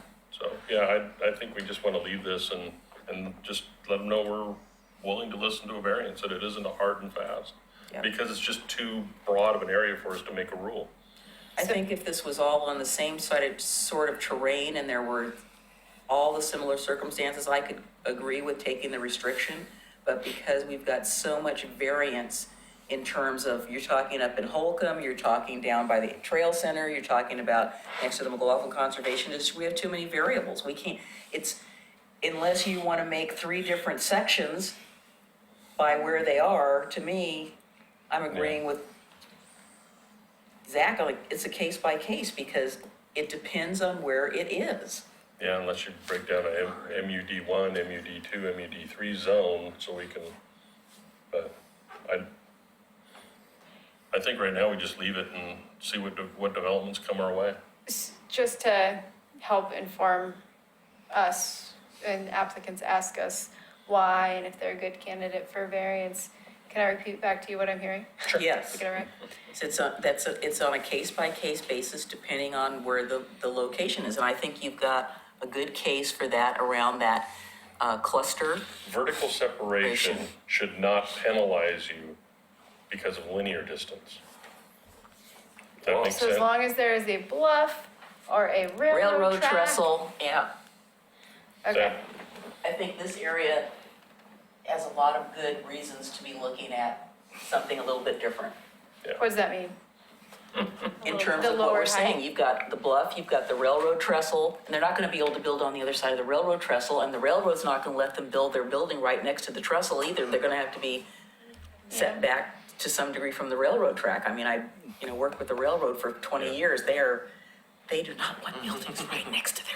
And I think the other important thing is, when somebody applies for a variance, you have to show that you meet the intent of Yes. these.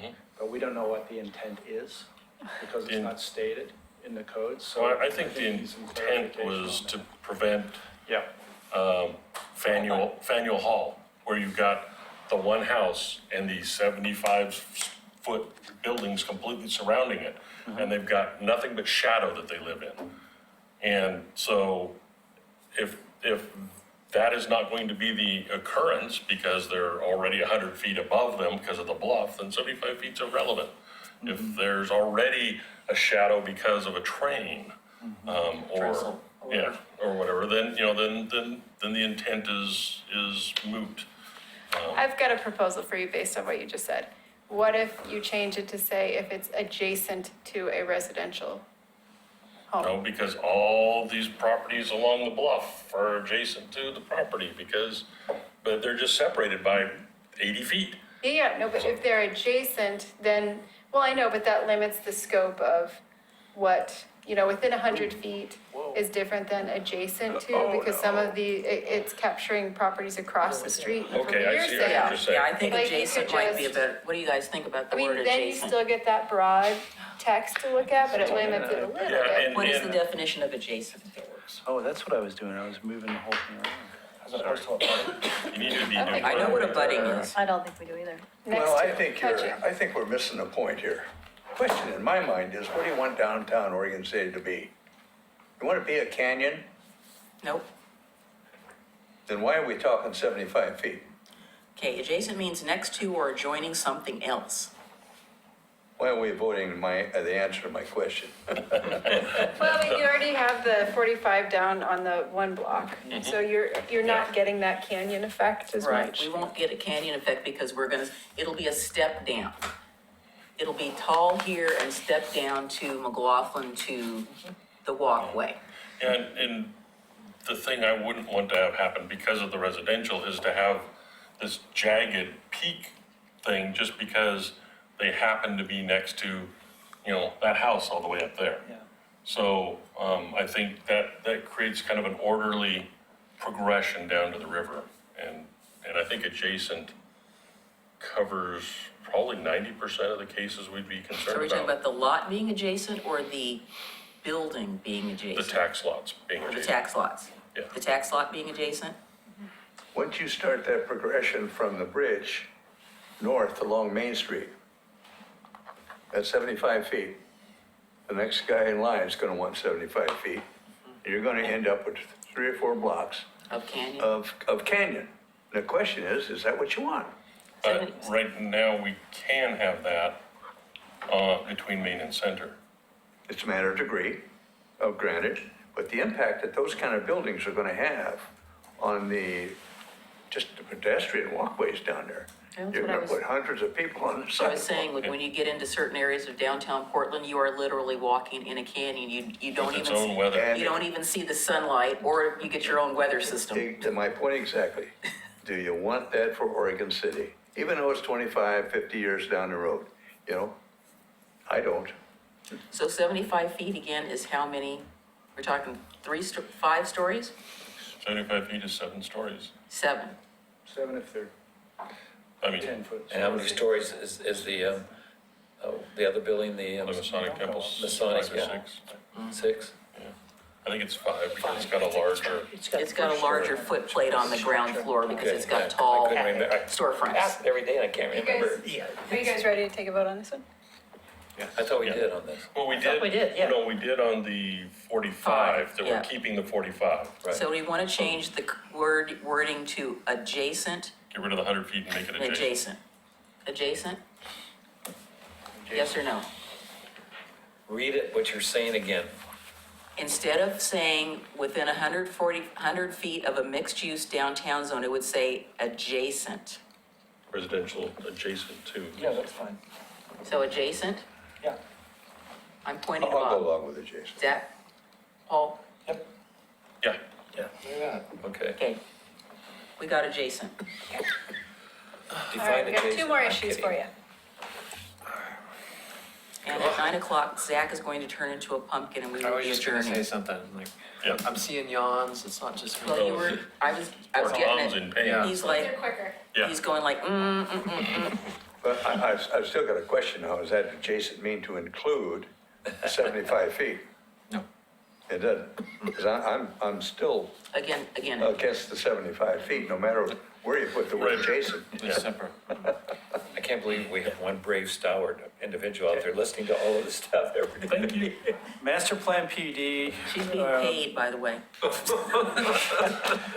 Anyway, Master Plan PUDs, what we're trying to do is clarify the thresholds for when they're required. And the proposal was to require them for residential use when you had 200 units or more. So the question is, should that change to 100 units or no requirement? One of the concerns is if we require that master plans be mandatory as opposed to just at the applicant's discretion, then we have to write some standards that are clear and objective to deal with that, which kind of the point of a master plan PUD is that it's discretionary and they come to the planning commission and have a discussion about what the trade-offs are. Currently, it would be the applicant's choice to develop a larger project rather than several small ones under a type 2 decision, you know, if we did have a threshold of 200 units or more. Institutional use, the proposal was not to require an acreage at all for this, but the discussion is to whether we should require it for institutional uses of 10 acres or more, which is. A master plan? Master plan, Okay. yeah. And under that same provision, exempt it, if somebody's just putting up a building that would otherwise just need a building permit, you could write an exemption for that. Well, then what would that mean if somebody just said, okay, I'm gonna build this building, and then they're gonna come back and go, well, then I wanna build this building, and then they come back and they Yeah, go, so oh, I wanna that's build the this concern. building? Yeah, So then you you have have, to have a time limitation or something like that. I think an institutional use, regardless of the acreage, needs to have some sort of a master plan, because by their nature, as an institution, they are going to have an impact on the surrounding area. You just said impact, that's the magic word right there. What impact is gonna have on public policy?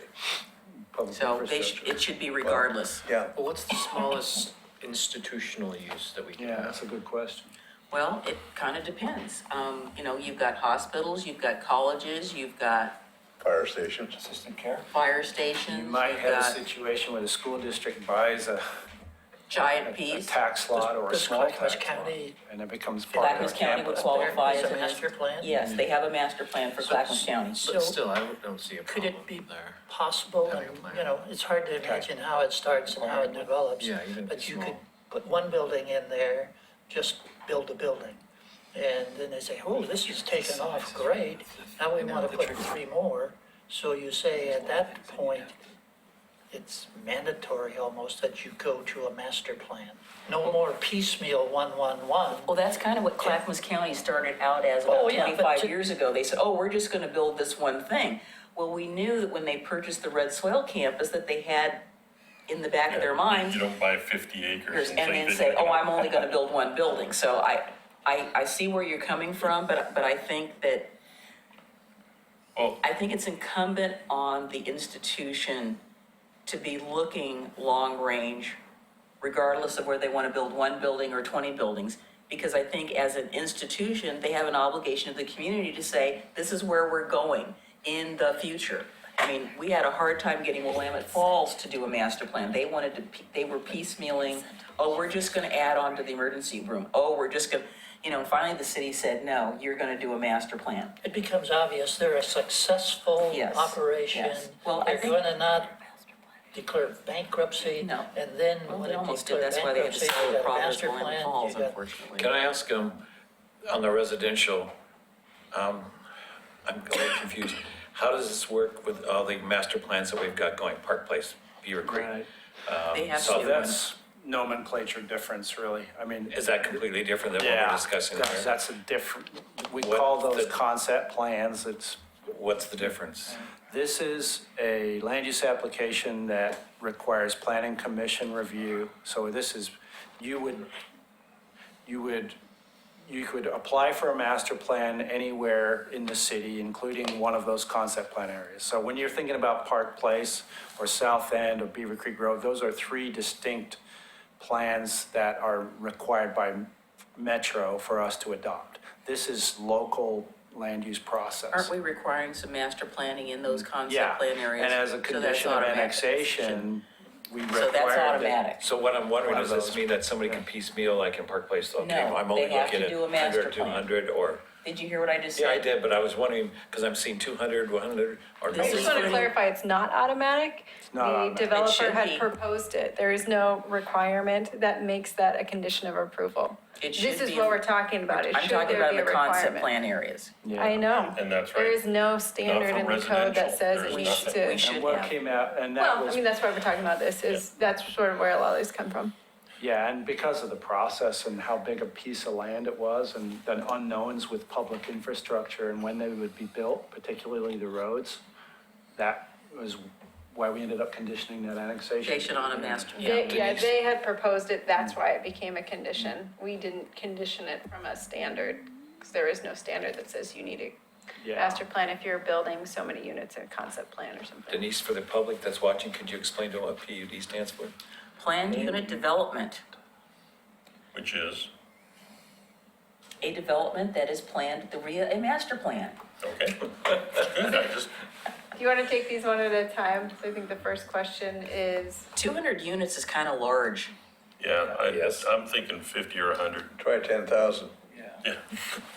Well, 1,400 be I think Zach and Paul had the right idea when they talked about master planning as a tool to do something a little different. You could have a meandering street, you could set aside more land for parks.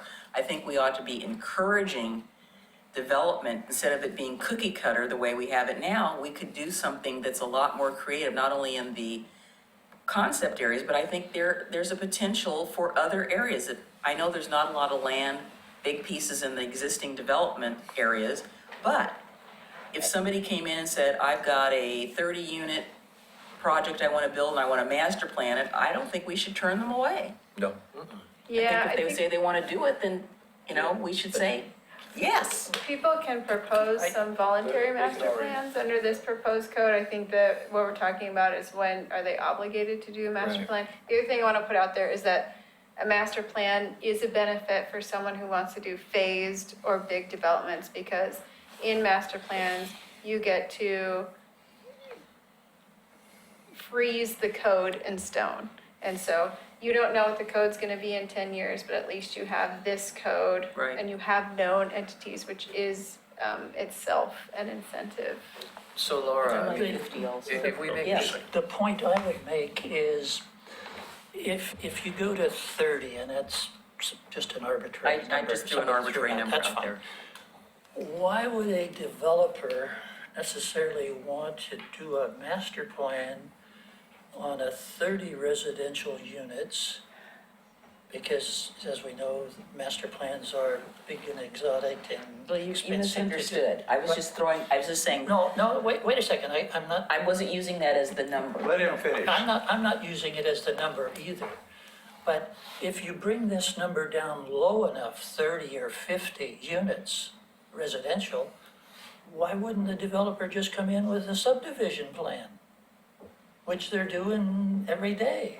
If that's the end of their project, why, you send them mixed signals, and they're not gonna go for it when they say, you're only gonna let me build 30 units, but you want a master plan. You and that misunderstood, costs- you misunderstood what I said, But unfortunately. that costs 5 times more to do a master plan on that than it is to just go ahead and do it as but it's subdivision. not about hypothetical. So if we set the bar at 100, let's say, then someone could come in and say 99.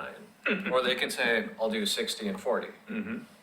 So let's say that 60 and 40 scenario. Do we have any measure that would stop them from just doing 2 proposals of 60 and 40 that wouldn't trigger this? No, and we have clear and objective code criteria, so it doesn't really matter. Anyway, this block length is still the block length. And the lot size is still the lot size. Where master plans come in really is for phased development. The difficulty is that under the clear and objective process, there's certain things that are lacking from the code, such as requirements for open space and park dedication, Right. trails,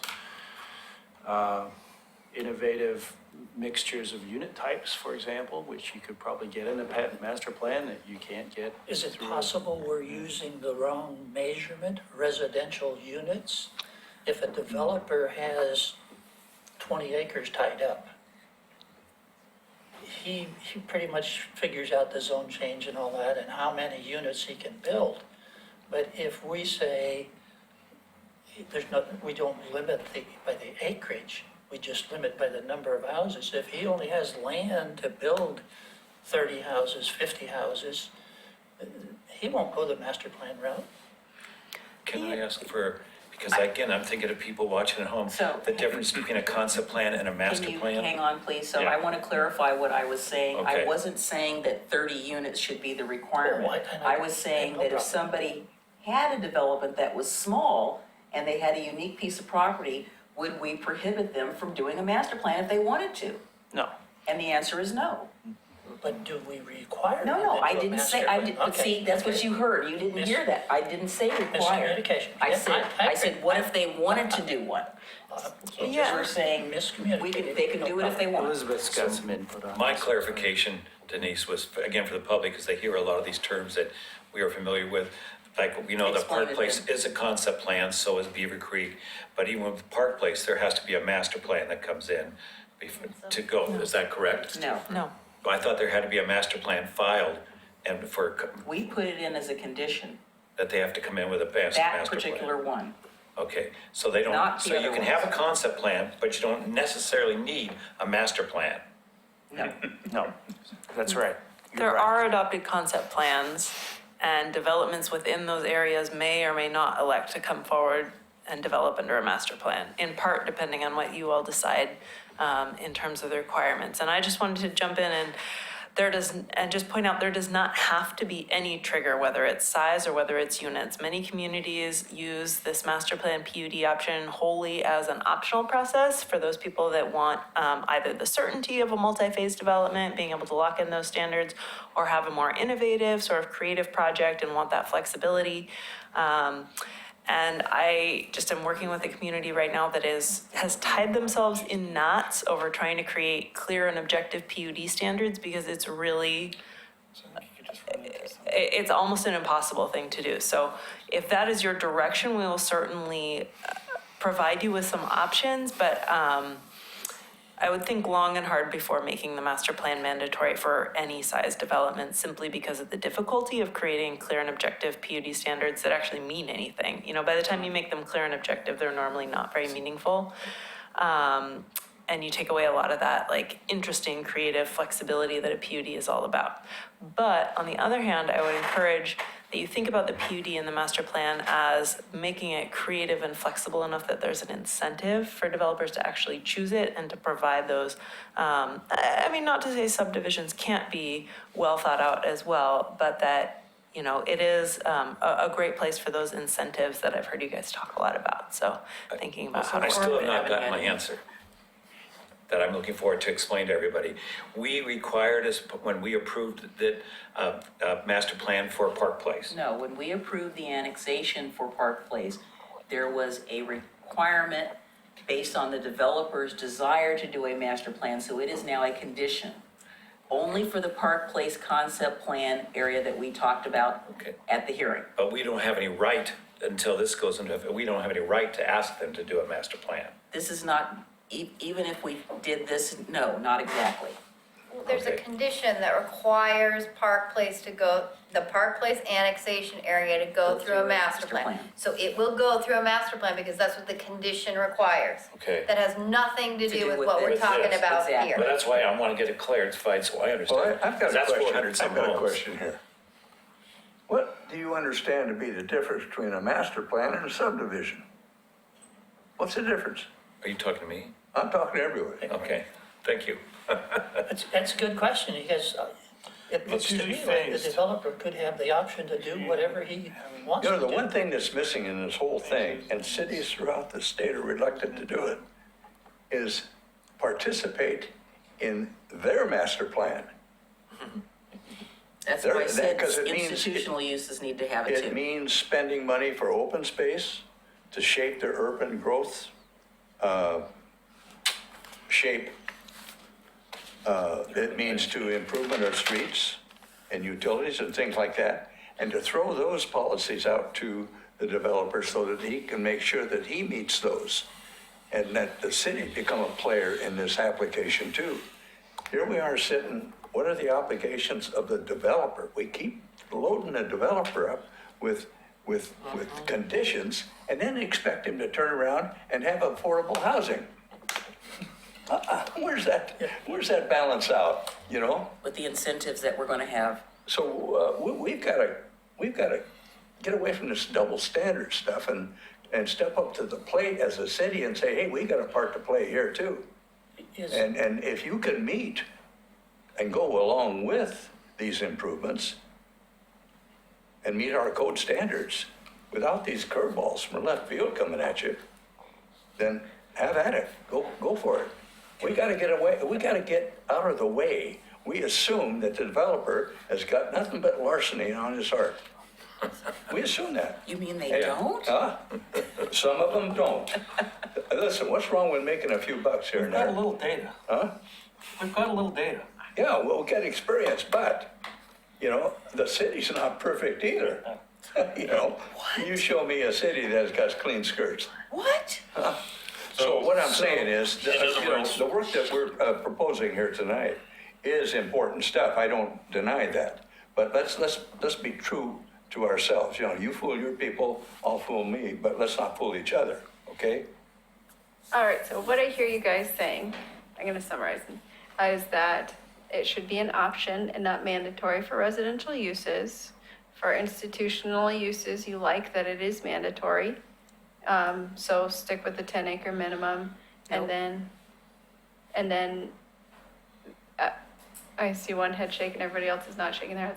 And then for the last part, we had the exemption to allow, minor site plan design reviews. This is type 1, but I think before we were talking about type 2 minor site plan. So in other words, you can do minor fix-ups to what's there without doing the big picture.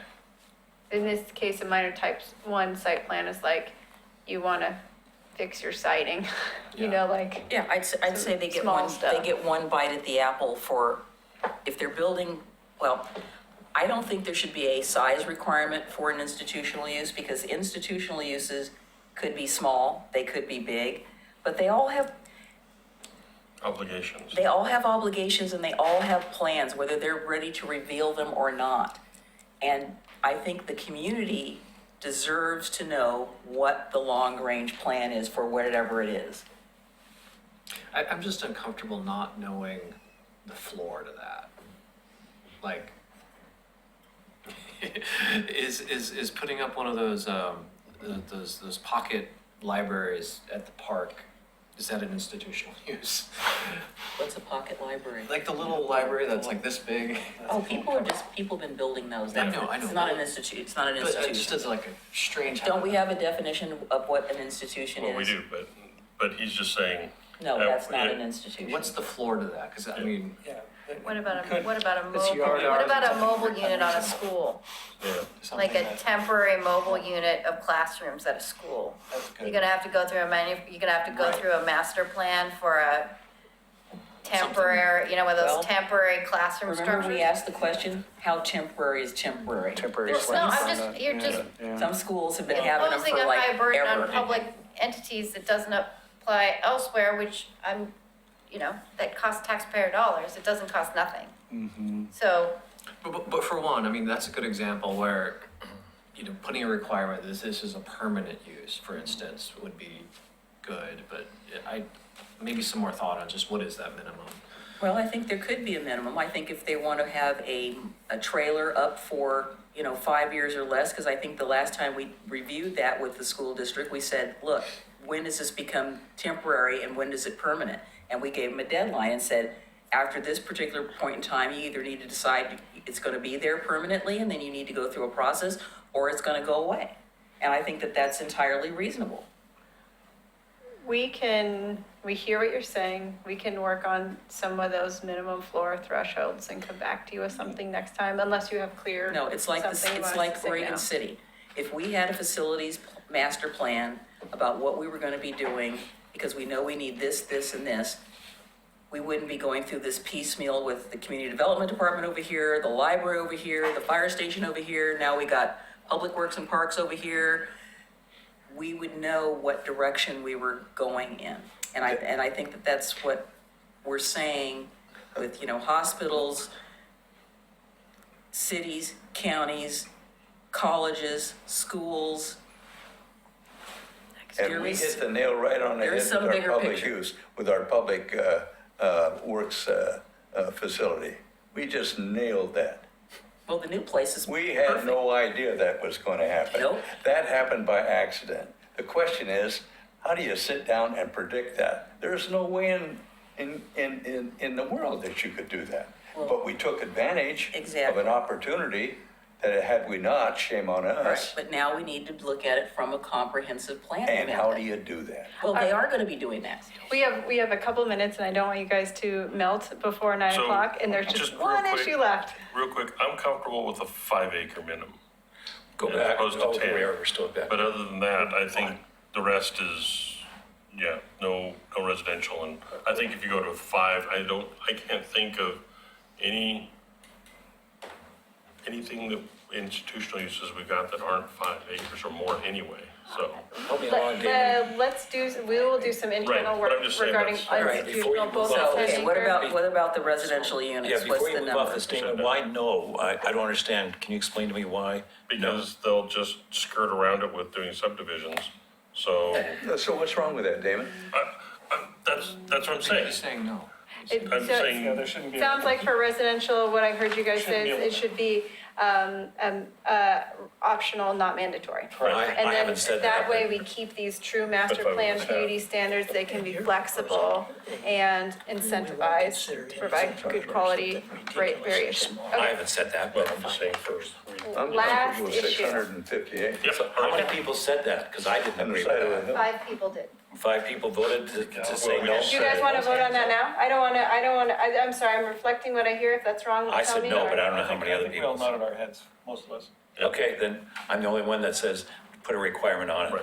Okay, all right, so we're down to our last one. So was that a 5-acre? Was the So No. it will come back with coming back institutional, on no that? residential. Okay. We don't require anything. So we talked about this last time, but about fences in the Natural Resource Overlay District. We had some conversations with Metro and what the intent of the habitat conservation areas is to not create obstacles, but to give wildlife an option to go around, go under, or go over a fence. So that said, we're going to talk about this on Wednesday with the Natural Resources Committee again. And I think what staff's thinking about doing is just putting a very clear height limit and requirement for an open rail fence. If you're going to do a new fence in the Natural Resources Overlay District, we would limit it to 3.5 feet tall and be an open rail split fence design, in addition to the other things that we already decided to put in, which was mitigate for disturbance, replant any bare areas, and then have a minimum of 6 inches to the top of the bottom Top of the rail. bottom. Just a lot easier. So this- Existing fences, a little trickier. They're considered structures under Metro Code. Sorry, they're not considered structures under Metro Code. Are they and are considered not structures regulated. under our code? Under our code, I thought anything is over a 6 fence, feet. a fence is a structure subject to a height limit, so. That's what I thought. Yeah.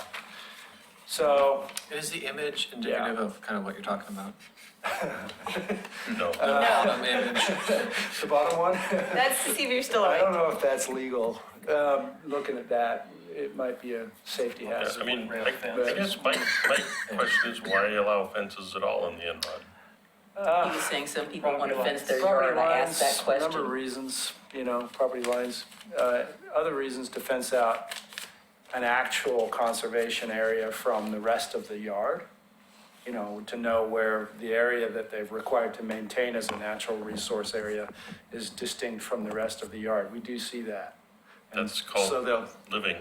You Well, live in the they'll put house a- for a while and you figure out, hey, that bush and. Well, if there's it can help it when the property changes hands and there's a covenant recorded against the property, and Right. it helps to delineate. So you're where talking that- about what's the height? Pardon? 3 feet? 3.5. It'd basically be a- 3.5, just Yeah. like the front yard. Yeah, because Yeah. I mean, I agree with you on that, because what I worry about is somebody putting up a 6-foot tall fence, they have the area outside that they're supposed to be maintaining, and it's out of sight, out of mind, and nothing ever Nothing happens. gets done, It just yeah. turns into crap. Yeah, benign neglect. So that's that. Okay, so we'll hear back from the Natural Resources Committee. Yeah. Okay. All right, so there are no other issues, but we also do not have any more work sessions, so I have a couple questions. One is, do we need another work session? The items on my list that it sounded like you want to talk about again are the process for 3 and 4 plexes and then the minimum parking for internal conversions. Are there other issues that we want to talk about? And do we want to schedule another work session before the next hearing to do that? Or do we want to just talk about it in the hearing next time? No, I don't want to talk about it in a hearing. Trees. I have an issue with the amount of additional construction that can occur on an internal conversion. Okay. The size of the square footage? 800 square feet is building an ADU as part of an internal conversion. So, no, if your internal conversion is inside the footprint, maybe 100 feet so they can do covered stairways, but an 800-foot addition Yeah, no, that's is huge. building an ADU. So, Yeah. it's Do you pretty- guys have a clear consensus on this so we can answer this now, or do you want to I, talk about it I think later? it's too big. What's a good number? Elizabeth, have you, Let's talk, let's put that on the list. we'll talk about it later. Yeah, I can look into it some more.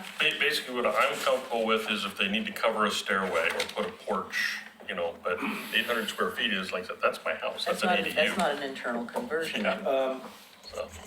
Yeah, the idea was just to create parity with the ADU that allows up to 800 square feet. The idea being you'd pick one or the other.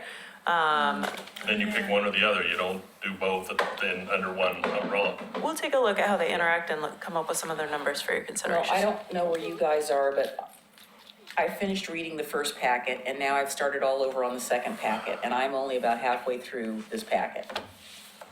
I'm done. Well, I know, but you have lots of more free time than I do. And I'm sitting there trying to expand my brain with this, so. Don't go shopping at Fred Meyer anymore. Well, I have to eat. That's the problem. Oh, they deliver now. Yeah, you don't even have to get out of your car. So here's the idea. Some stranger The picking idea out my is that food. You can join Amazon. Amazon will give you food. All right, let's go. The idea is that we'll come back next time and that we'll have, minus these three issues, which we'll set a work session before the next hearing, we will have pretty much a code package that's ready to go, and you can perhaps offer a decision, and it can have conditions on what to do with these things or not. Well, yeah. Is and I that we've would- gone through this? On the condition part of it, we should probably ask the planning commission whether they want us to draft something that talks to what Commissioner Espy was talking about in terms of the other things, the incentives. I would or- prefer if you guys draft it so it comes straight from you. So, Well, we'll have to draft it while we're here because we're not going to be able to draft it individually or meet outside of here to draft it. that's Yeah. why I raised I know that issue. Commissioner Espy had a good start on something. Yeah, I can make some tweaks and send it along to you. And we can, Well, I just want to encourage everybody to finish, if you haven't finished reading your packet like I have, please finish reading it because I'm sure there's already, I'm not even using a red pen because you've got stuff in red and that's confusing. So I'm using a blue pen to make my notes so I can tell the difference between the red lines and the blue lines and the yellow lines that I have in my document. So before we close, are we only right now with this code looking at ADUs? Because I'm still got a concern about trees and mitigation, annexation areas, and things like that, and I know that's something in the There's code. a section in here on trees. I know, finished but it reading it. doesn't meet to what, But isn't what she was talking about, so. right, that's what I'm wondering, because you want us to make a decision, is it mainly about ADUs, part of the code, or are you still wanting us to accept the whole code? this is a package. The So whole I'm thing you're writing saying. down the list of stuff that we want to talk about still, and we'll do so at our next work session. It like includes it. 3 and 4 I've already plex told you I don't process, like it. minimum parking for internal conversions, size of additions for internal conversions, and then shall I add? Because I went out there Commissioner and Niles' nearly list? cried talking to these people about having something about trees and annexations. Mine's a done deal, but there's still more to go in all the other concept areas. I want to know what we're going to do about But I think they should have to annexations go with through the trees agony and like we're cutting going through. beforehand, like Lake Oswego did. Okay, some of the other ones. so I want to know a little bit more. is that, does the commission want to add I that do. to the list? Yes. Okay, so it's a look back on trees upon annexation. Yeah, clarification, that what's in right? the, Zach, would you please make a All motion? right. Well, now we're down to 4 items, and so we'll come back with a new round of code. If you have any code edits or anything, please send them our way. We're busy doing capitalization and other things like that, so. We'll keep the changes to a minimum, but there might be some things tweaked along the way. You're not going to give us a whole nother packet, are you? Yes. Another whole one of these 300 things? Well, because we want to give you a final packet. Okay, well, I'd really like the chance to try to get through one of them. It's another tree. Well, the I next don't, meeting, I don't care about that. Are they making paper on those Yes, trees? that'd be amazing. Denise, I move we adjourn. all right, well, I'll send you an email of the schedule. Okay, what are we talking, before we adjourn, what are we talking about for the next meeting to discuss this? Did the county ever do anything? Or was there any? When or what? It's all just sitting there. Are we talking 2 weeks or are we talking a little longer than that? Let me well, we have a work session. I'll have to figure out if the work session, if our next meeting will be solely the work session or how that works. The items, do you want me to go over the list of the items that we'll be talking about or just when? It's the Timing? date that's When? I critical. will get back to you on that. I'll send it to you. Yeah, tentatively the 24th, so we'd have a work session, then a hearing. Well, again, I'm just speaking for myself. If I can get done with this by the end of this week and try to comprehend it, you're gonna be giving us yet another packet, which again, I will only have a week to read it. There should be a lot fewer changes, though, a lot fewer red. I know, but being the person that I am, I'm gonna go through the whole thing. We appreciate that. I don't think it's fair to you that I don't. No, and we're here to meet with as many commissioners that would like to meet. We've Yeah, met with a lot of and you I don't- already. I know it would take you a while, but to a certain extent, I'd really like to just, we all get our packets and we just go page by page. This is good, this is good, I you agree. know? And that we way. do that? That way we catch the little things that aren't, that are slipping by, like the tree annexation thing that didn't really get discussed. Because I've got Well, we- probably 40 little things, but that take 10 minutes with all of us to come to consensus and we move on. But We- that's, several hours. We did that when we went through the work sessions the first times, when we went through page by page.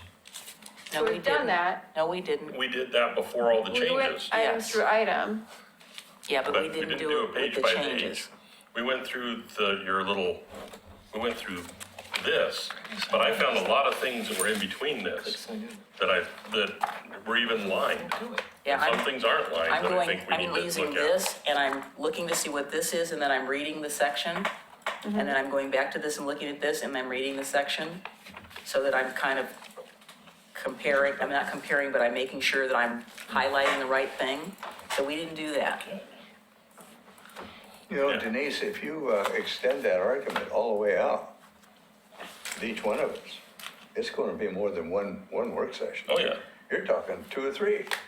It takes what it takes if we have to go through it and Well, make as long sure. as we understand that. Exactly. Yeah. That is my point. Work We want to sessions will start at understand 1 it. in the afternoon. Well, the way you understand it may be different from the Well, I way know, I and that's understand. why I want to have the benefit of your understanding so that I think that I'm understanding what I we're all don't know if I understanding. understand what you're saying. I understand what you're saying, that we So need to in other understand words- each So other. hold on, what does the planning commission want to do? What do you feel that you need to move forward?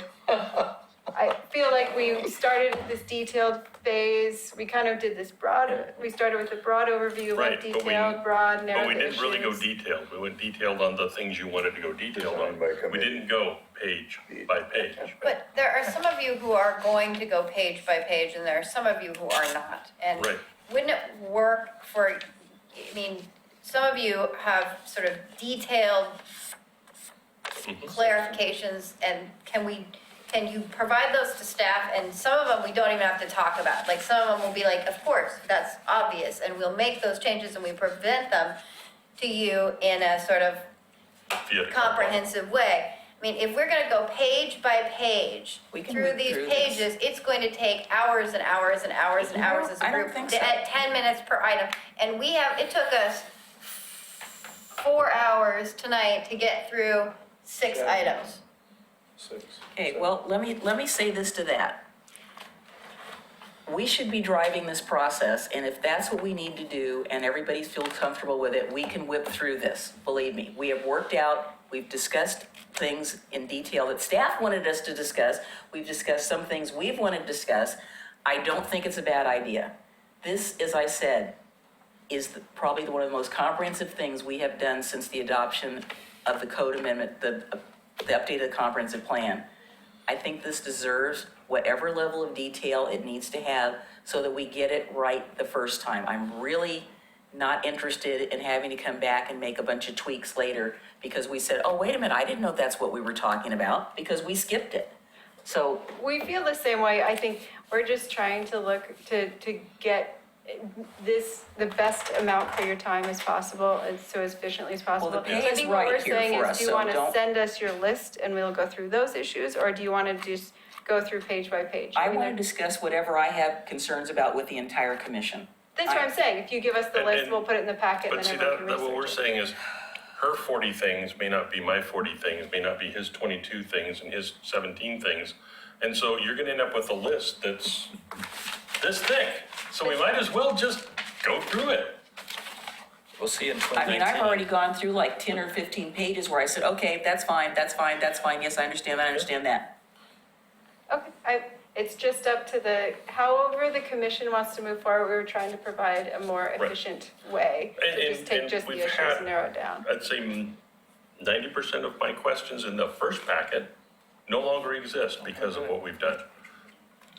But the other 10% are still there, and I don't think I can make the list. But you're right, some people don't read every not single wanting to page. sign I'm you looking out? for specific things. not And some people are a lot more You detailed have to than stay some here of us. tonight, You're then. right on that. I'm telling Right. you, you can't. So leave. what does I just want to be clear, so we prepare adequately for the next meeting, what do you guys Are want you to on the do? packet or the I'll hear what they say. presentation? I would like, after we do the little work session thing, actually, I don't know if we want to even do the work session. I think we just come to 7 o'clock and just start flipping pages. Oh, in a hearing, go page by page. No. Well, I'm okay with whether it's a hearing or a work session. I just don't know that we need to start early. The work session, would we take these 4 to 6 priority items that we? We would go. That's not what they're talking about. So you're They're talking talking about about- turning to page 1 of, Can we 228. prioritize anything that says, this guy down here at the bottom of the list doesn't have a chance of going anywhere? Let's not talk about him first, and then we run out of time for the things that we really want to talk about. But we don't know That's what we what we're want to talk asking. about Well, I until know we we wanna can't do- prioritize everything. Do you want to, I guess there's two ways. One is everyone gives us your list of stuff you want to talk about and we'll run through the list, or we go page by page. Which way does the commission prefer? I may not have the ability to give you my stuff because I'm She's talking to her feet. No, I want to go page by page. I hear one page, we're just looking for some direction from the commission, whatever it may be. Let's just go through it, and that way everybody's on the same page. Now, wait a minute, you two have had your say. I want to What, hear what let's the hear other your side. say. Let's hear your say, I don't want to go through it page by page. okay? I don't see, I mean, unless we get here at 1 o'clock, I can't get here at 1 o'clock. Nope, How we can realistically go page by page and finish before the end of the year. well, I would say if there's a majority of, a minimum quorum of the commission that wants to go through it page by page, we come for an early work session and we go through it. And then the question really comes back to those of us that And how are we may going? say, no, we Yeah. don't want to go page by page. Then you come at the regular We- time. We will come at the regular time and we will accept what the mini quorum wanted to do. I don't want to sit through page by page. Well, and I also think it's a, it's a Somebody question of, may want to do that, but if we. Paul would like to. I think we ought to just develop You wanna go comments through and page by submit them. Okay? What did you say, Paul? I'm sorry. Develop comments and submit, instead of going through page by page. It's just too much. Yep. You know, I can't Steph has a guarantee, point. I understand that, I can't took guarantee 4 that I'm hours gonna get them To go all the through comments. 6 things. I understand. I've got a But they're suggestion. comprehensive. I got a suggestion. I hear you, I think it would be good, it'd be very thorough, but I just, Why don't we limit to 10 minutes per commissioner? Just point out that your concerns, give us 10 minutes to do it. And if, It's too rough. just summarize your thoughts. I don't want to be held hostage by any 1 or 2 people. I don't want you to be held hostage by me. I have a tendency to be verbose, you know that. Look that up, Tom, see what it means. Only if you feed me, will I be a Yeah. hostage. It's defined as Well, tall. Denise, I mean, God bless your heart, you have a tendency to take over and dominate. You do. We all do, we all have very strong No, not when personalities. you two are talking. Uh-uh. You know, and that's the way you are, so that's the way you are. But where do we get it? We get down the road and we haven't accomplished anything more. I'm not saying what's right for you. I'm only telling you what's right for me, and whatever the majority's gonna do, then that's what we're gonna Okay, do. I'm not for page by page. I got I'm for it. 10 minutes per commissioner, wrap it up, get this thing on, and take it to the commission. That's what I'm for. If we can't get our work done within that period of time, well, there's something wrong with our process there. I'll have to say for myself, Pardon me for being abrupt, but somebody's got to say it. You're not being abrupt.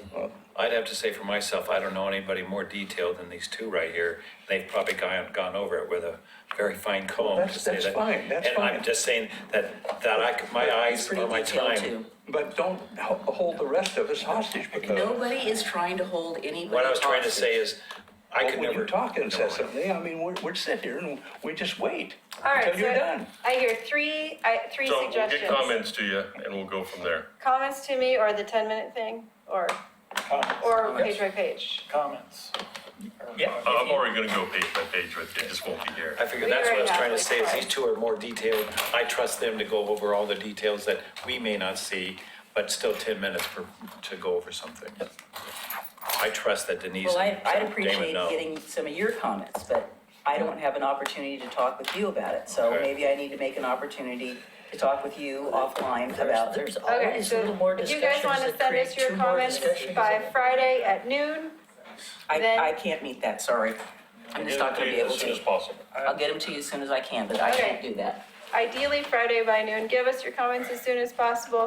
We will include them in the next work session, which we will hold. We'll do the 10 minutes per thing, if that's what you guys decide to do then. If not, it's your meeting, you think figure out that's how a you want to good run it. generic. And then we'll go from there. Okay, thank you. It starts on Friday. Now I go home to. Move, adjourn, second, out. Now home to.